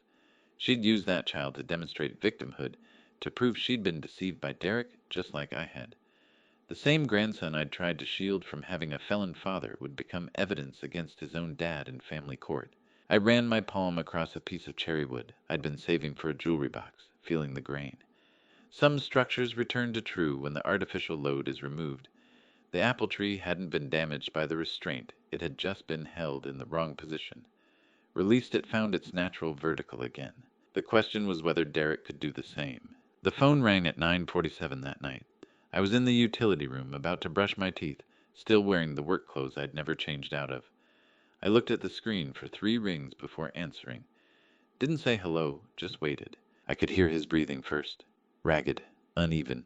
The sound of someone who'd been crying, or was about to start. Then 2 words, Dad, I'm sorry. No excuses following. No justifications about Gloria, pressuring him or Sabrina, manipulating him, or money problems forcing his hand.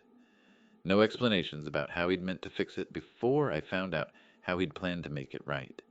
Just those 2 words hanging in the cold air of my utility room. I stood there on the tile floor in my bare feet, phone pressed to my ear, and felt the weight of what he was asking for. The easy response would be, it's okay, or I forgive you, or we'll get through this. The kind of cheap absolution that makes everyone feel better for 30 seconds before the foundation cracks again. But it wasn't okay. And forgiveness isn't granted through words, it's earned through reconstruction, brick by brick, beam by beam, with every joint inspected and every measurement verified. I know, I said. Not I forgive you. Not it's okay. Just acknowledgement. Presence. We stayed on the line for 3 minutes. I could hear him breathing, hear the small sounds of him shifting position, hear what might have been a truck passing his window. The silence wasn't comfortable, wasn't reconciliation, wasn't resolution. But it was honest. It was the space where rehabilitation might begin if Derek had the strength to do the actual work. He dropped the call without goodbye. No see you soon, or thanks for listening, or I love you. Just silence, then the disconnect tone. I stood in the dark utility room holding the phone, looking at the blank screen. Tomorrow I was supposed to meet with Philip Garrett to finalize the civil complaint. The paperwork named both Derek and Sabrina as defendants. Fraud, elder, exploitation, unjust, enrichment. But Sabrina had moved, first repositioned herself, isolated Derek completely. My son had just apologized. 2 words, no deflection, genuine remorse in his voice. But I couldn't stop wondering, was that remorse his own, or was it the opening move in Sabrina's defense strategy? I didn't get an answer to that question until 3 days later, when Derek texted me a screenshot of his bankruptcy attorney consultation confirmation. No explanation, no request for help paying the filing fee. Just the appointment details, and a single line, doing it myself like you said. That told me everything I needed to know about whether Saturday night's apology had been genuine. Philip Garrett asked me to come alone on Tuesday. The moment I walked into his conference room and saw the bankruptcy petition draft on the table. Form 101, Chapter 7. Debtor Derek Michael Greer. I knew what he was offering and why I was going to refuse. Derek's insolvency is straightforward, Philip said, sliding the petition toward me. $34,000 in medical debt from emergency room visits and urgent care over the past 2 years. His marital liability share from the joint mortgage default. Divorce attorney retainer he just paid. It's clean. Chapter 7. No business complications. No fraud allegations that would block discharge. I scanned the petition. Philip's paralegal had already filled in most of the fields: current monthly income, household expenses, asset schedule, creditor, matrix. Professional work, thorough documentation. Derek could sign it today and have the whole thing discharged in 6 months. I can file this as part of the overall settlement package, Philip continued. Minimal cost to you, quick resolution for Derek. Fresh start. No. Philip's pen stopped tapping against his notepad. Walter, he files it himself, I said, pushing the petition back across the table. His name on every form, his credit counseling session, his 341 creditors meeting where he sits across from a trustee and explains under oath how he accumulated this debt. His process. That's a 10-year credit, Mark, Philip said carefully. He won't be able to get a car loan, a mortgage, sometimes even apartment leases, check bankruptcy records. He's 28 years old, which means he has time to rebuild, I said. If he learns now how foundations work, you can't build on a foundation someone else poured for you the concrete needs to cure under your own weight, or you never understand what it's supporting. Philip studied me for a long moment, then nodded slowly and set the petition aside. After Philip stepped out to take a call, Frank leaned forward in his chair, the leather creaking. You could make this easier for him. Bankruptcy court isn't kind. Trustees ask invasive questions. Creditors can object. The whole process is designed to be humiliating. Neither is foundation work in January, I said. Frozen ground, cold concrete, your hands so numb you can barely hold the trowel. But you do it right, or the building fails inspection 20 years later. You're using construction metaphors to justify making your son suffer. I'm using construction principles to teach my son how to rebuild. I met his eyes. There's a difference. Teaching someone to pour concrete means letting them feel the weight of the bags, the grit of the aggregate, the burn in their shoulders from mixing and spreading and finishing. Anything less produces someone who thinks foundations appear by magic, who never understands that structures require constant maintenance, that every shortcut compounds over time. Frank was quiet for a moment. And if he can't handle it, if the process breaks him instead of teaching him, then he'll learn that too, I said. That some loads are too heavy to bear alone, that asking for help is different from expecting rescue. That rehabilitation requires doing the work yourself, even when someone offers to do it for you. That's a hard lesson. Most structural lessons are. Philip returned with updated settlement calculations, then disappeared again. The office felt too warm, the heating system cycling every 12 minutes with mechanical precision. Frank shuffled papers, organizing files the way he'd organized supply manifests. 40 years ago, chronological, systematic, everything in its place. The first Friday of February, Philip called me back to his office. The conference table was clear this time, except for a single document on bond paper. Official notary stamps, visible even from the doorway. Gloria Vance's quitclaim, Philip said, presenting it with both hands like you'd present an award. Recorded with the Allegheny County Recorder of Deeds at 9:15 this morning. Grantor Gloria Vance Grantee, Walter J. Greer, free and clear of all encumbrances. I took the deed, feeling the weight of it. Bond paper has a particular heft, substantial, permanent, real, the kind of paper you use when you want something to last. The notary stamp was embossed deep enough that I could run my finger over the seal and feel the county clerk's impression. 6 months ago, she was hiding behind a bona fide purchaser defense, Frank said, claiming she had no notice the deed was fraudulent. Now she's paying you $188,000 and returning this deed. How does that feel? I folded the deed along the classic thirds, the way legal documents have been folded since before I started building, and slid it into the weathered Manila Project folder I'd carried to civic construction sites for 35 years. The folder's edges were soft with age. The tab faded to brown, the brass clasp still holding strong. Like a building that just passed final inspection, I said. Everything plumb, everything square, everything documented. You sign off knowing the structure will stand, that the foundation can support the load, that someone can pull the permits 50 years from now and see exactly how it was built. Philip smiled. Most clients would say they feel victorious, triumphant. This wasn't about victory. I closed the folder clasp, feeling it click into place. It was about structural integrity, making sure the property rights were properly established, the ownership chain unbroken, the documentation clean. Gloria's gone, the threats resolved. But the satisfaction isn't in beating her, it's in knowing the foundation's solid again. The deed felt right in my hands, the way finished work always feels right. Not exciting, not dramatic, just correct. I walked out into February cold with the folder under my arm, my breath visible in the afternoon air. The truck was 3 rows back in the parking structure, and I was fishing for my keys when my phone buzzed. Text from Elaine Holloway. Coffee tomorrow. I heard Derek filed for bankruptcy. Want to make sure you're okay. I stopped walking, staring at the screen. Derek's bankruptcy consultation had been private attorney-client. Privileged, not public record, yet. The filing wouldn't hit the federal PACER system for weeks. But Elaine knew. Had been tracking this whole situation, somehow understanding more than I'd realized she did. I stood in the cold parking structure holding a deed that proved property rights could be restored, and a phone that proved someone had been watching my entire moral journey. I typed back, Riverside Diner, 9 a.m. Elaine explained it over coffee.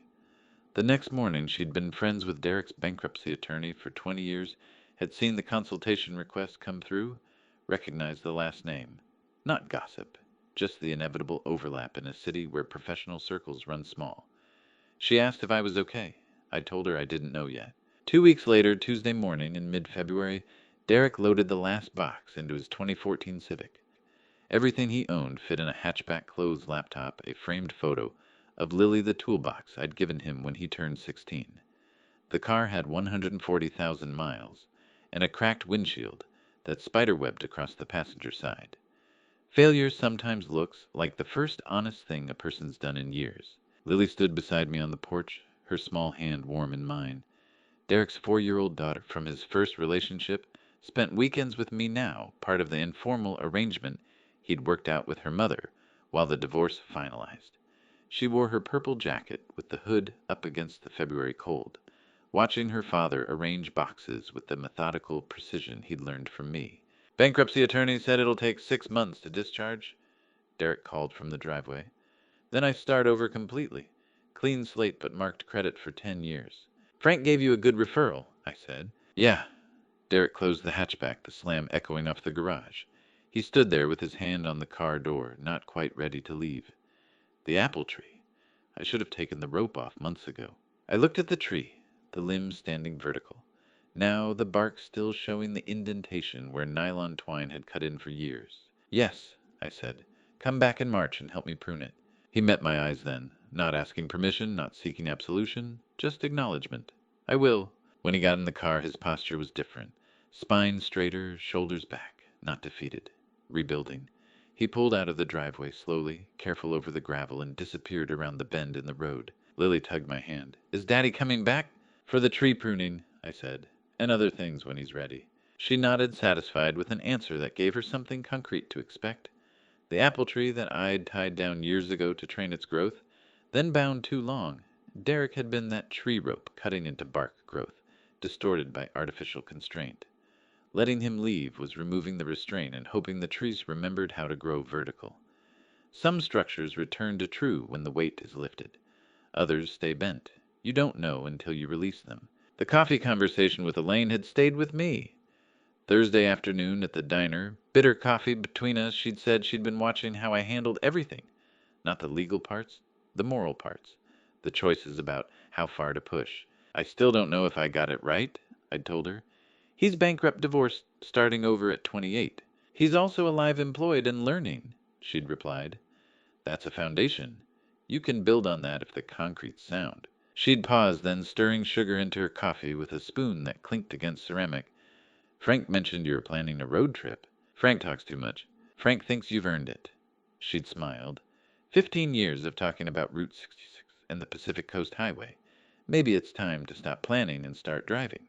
I'd thought about that conversation all week, about structural limits, including knowing when to stop carrying other people's weight, about the difference between supporting a load and being crushed by it.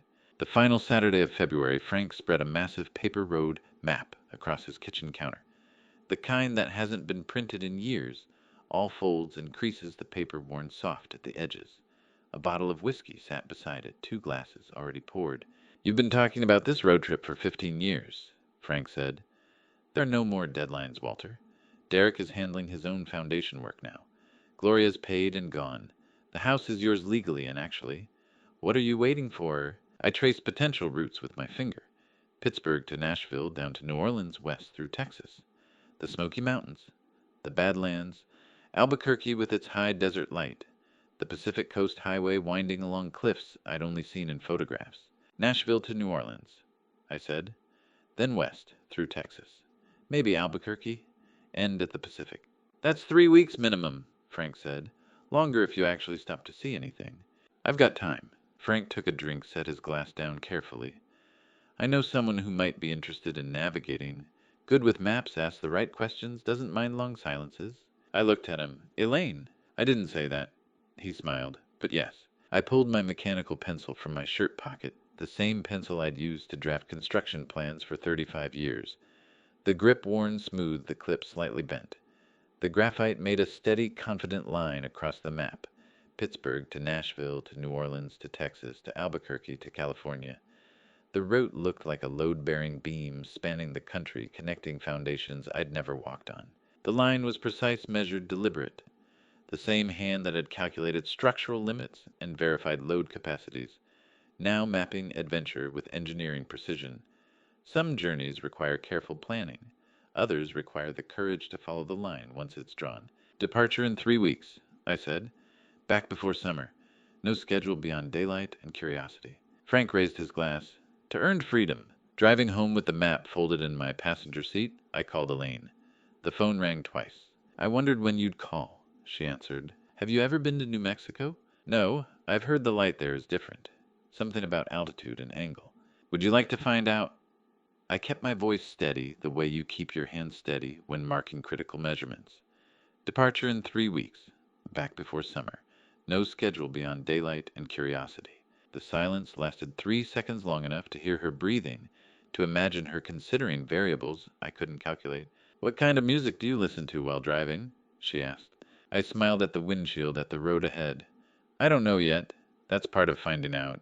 Then yes, she said. I'll navigate. She'd said yes over the phone, like she'd been waiting 3 years for someone to ask the right question. Thursday afternoon at the Cancer Center, our final support group meeting before the trip, Elaine studied me across the table. Frank mentioned me specifically, she asked. He said I knew someone who might want to see the country, who asks the right questions and doesn't mind long silences. She stirred her tea, the spoon clinking against ceramic. I haven't left Pittsburgh in 3 years, not since Robert died. Neither have I said. Something we've both been doing too long. She looked at me then with the same careful assessment she'd used when I first walked into group back in November, measuring not what I said, but what I meant. I'll need to pack the thermos, she said. Ginger tea for 3,000 miles. I was counting on that. Friday morning, I executed a final walkthrough of the estate. Engineering close-out inspection. The basement was dry and flawless. Utility room swept clean. Kitchen window latch still required its unique half-turn left. I'd meant to fix that for 15 years, decided to leave it. White paint chipping on cabinets, revealing oak underneath. Derek's room stood empty except for cleaner rectangles on walls where posters had hung.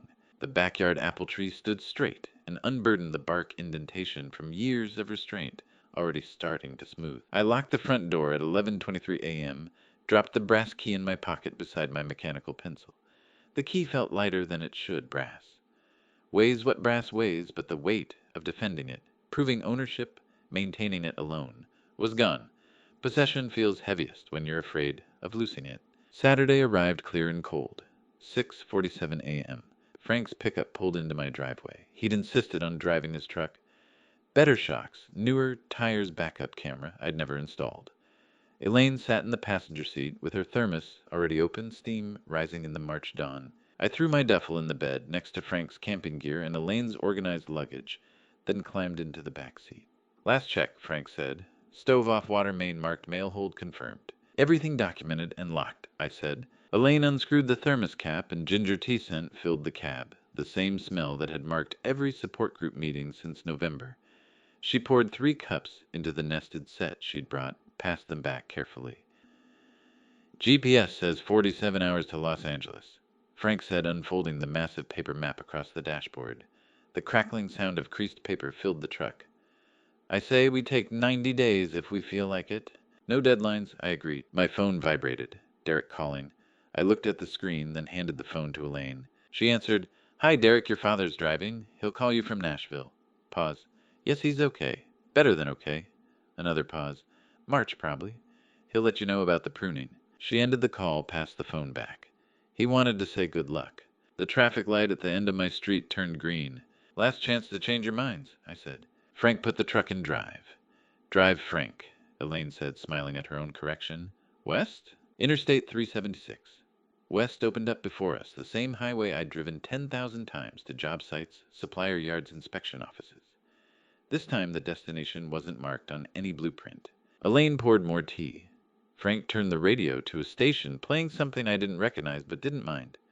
I watched Pittsburgh recede in the mirror. The steel bridge spans the river, confluence the hills I'd built houses on for 35 years. The city disappeared behind a curve. By 9:00 p.m., we'd crossed into West Virginia Frank's back, requiring the kind of stretching that comes from decades of foundation work. We pulled into a rest stop outside Wheeling, the parking lot, nearly empty under sodium lights. I need to walk, Frank said. We stood in the grass beyond the parking lot where the lights faded and the sky opened up. West Virginia stars, infinite, clear, overwhelming, filled the darkness above the highway. More stars than Pittsburgh's light-polluted sky ever allowed. Same stars, different visibility. I pulled the original 2003 master blueprint from my breast pocket. The paper was soft from 21 years of folding and unfolding the edges. Worn, the blue lines faded to gray in places. I studied it under the harsh sodium light one last time. Every room labeled, every dimension marked, every structural element documented. Then I folded it precisely along its worn seams and walked to the truck. What is that? Elaine asked. Proof of ownership for my house, I said, opening the glove box. Turns out I didn't need the paper to know what was mine. I laid the blueprint flat beneath the vehicle manual and insurance documents. Then I pulled out my mechanical pencil, the same one I'd carried for 35 years. The grip worn, smooth, the clip bent from decades in my shirt pocket. I twisted the lead sleeve once by habit, then stored it beside the blueprint. 60 years I've carried a mechanical pencil, I said. First time I've gone a whole day without using it. How does that feel? Elaine asked. I looked up at the stars, thousands of them, maybe millions, infinite points of light above infinite miles of road stretching west. Like the blueprint I need now isn't something I can draw. Frank stood with his hands in his pockets, head tilted back. You can't see this in Pittsburgh. Too much light pollution. Too much everything pollution, Elaine said quietly. The stars kept revealing themselves the longer we looked. Layers of light that had been there all along, just obscured. Freedom wasn't about changing what existed. It was about removing what blocked the view. I stood between Elaine and Frank, under that infinite West Virginia sky. My house locked and whole in Pittsburgh behind me, the blueprint stored away in a glove box heading west. For the first time in 60 years, I had no project to complete, no deadline to meet, no structure to defend. Just 3,000 miles of road, two people who'd chosen to come along, and the understanding that the most important architecture isn't built from concrete and plans. It's built from choices and company, from knowing when to hold on and when to let go, from understanding that some structures can't be drawn but must be lived. The road stretched west into darkness waiting. And to you listening to my story, remember this. The strongest foundations aren't built from concrete and steel. They're built from the choices you make when everything you've constructed is threatened. For 35 years, I taught my son about structural integrity in buildings, but I failed to teach him about structural integrity in character. I thought providing for family meant never letting them fail, never letting them face consequences. That was my mistake. A dad's revenge against betrayal isn't about punishment. It's about teaching that family relationships require the same honest foundation as any structure that's meant to last. Here's what I learned. Love doesn't mean catching someone before they fall. Sometimes it means letting them hit the ground so they understand gravity. When my son forged my signature, I had a choice: enable his dishonesty or enforce the boundaries that might save him. I believe God put me through this trial to teach both of us that mercy without accountability isn't mercy at all. Real family bonds are built through honesty, rebuilt through consequences, and strengthened through the hard work of earned trust. The blueprint for reconciliation can't be drawn until both people understand what failed inspection. If this story resonated with you, I'd be grateful if you'd leave a comment below. Tell me what you would have done in my position. Would a dad seeking revenge against family betrayal choose justice or mercy? Share this with someone navigating difficult family choices. And if you believe in stories about redemption and the hard choices fathers face, please subscribe to Dad's Sweet Revenge. Your support means everything. Thank you for staying until the very end. Your time is valuable, and I'm honored you spent it with me. One final note: this story contains fictionalized elements for storytelling purposes. What remains true is the lesson about building foundations that last.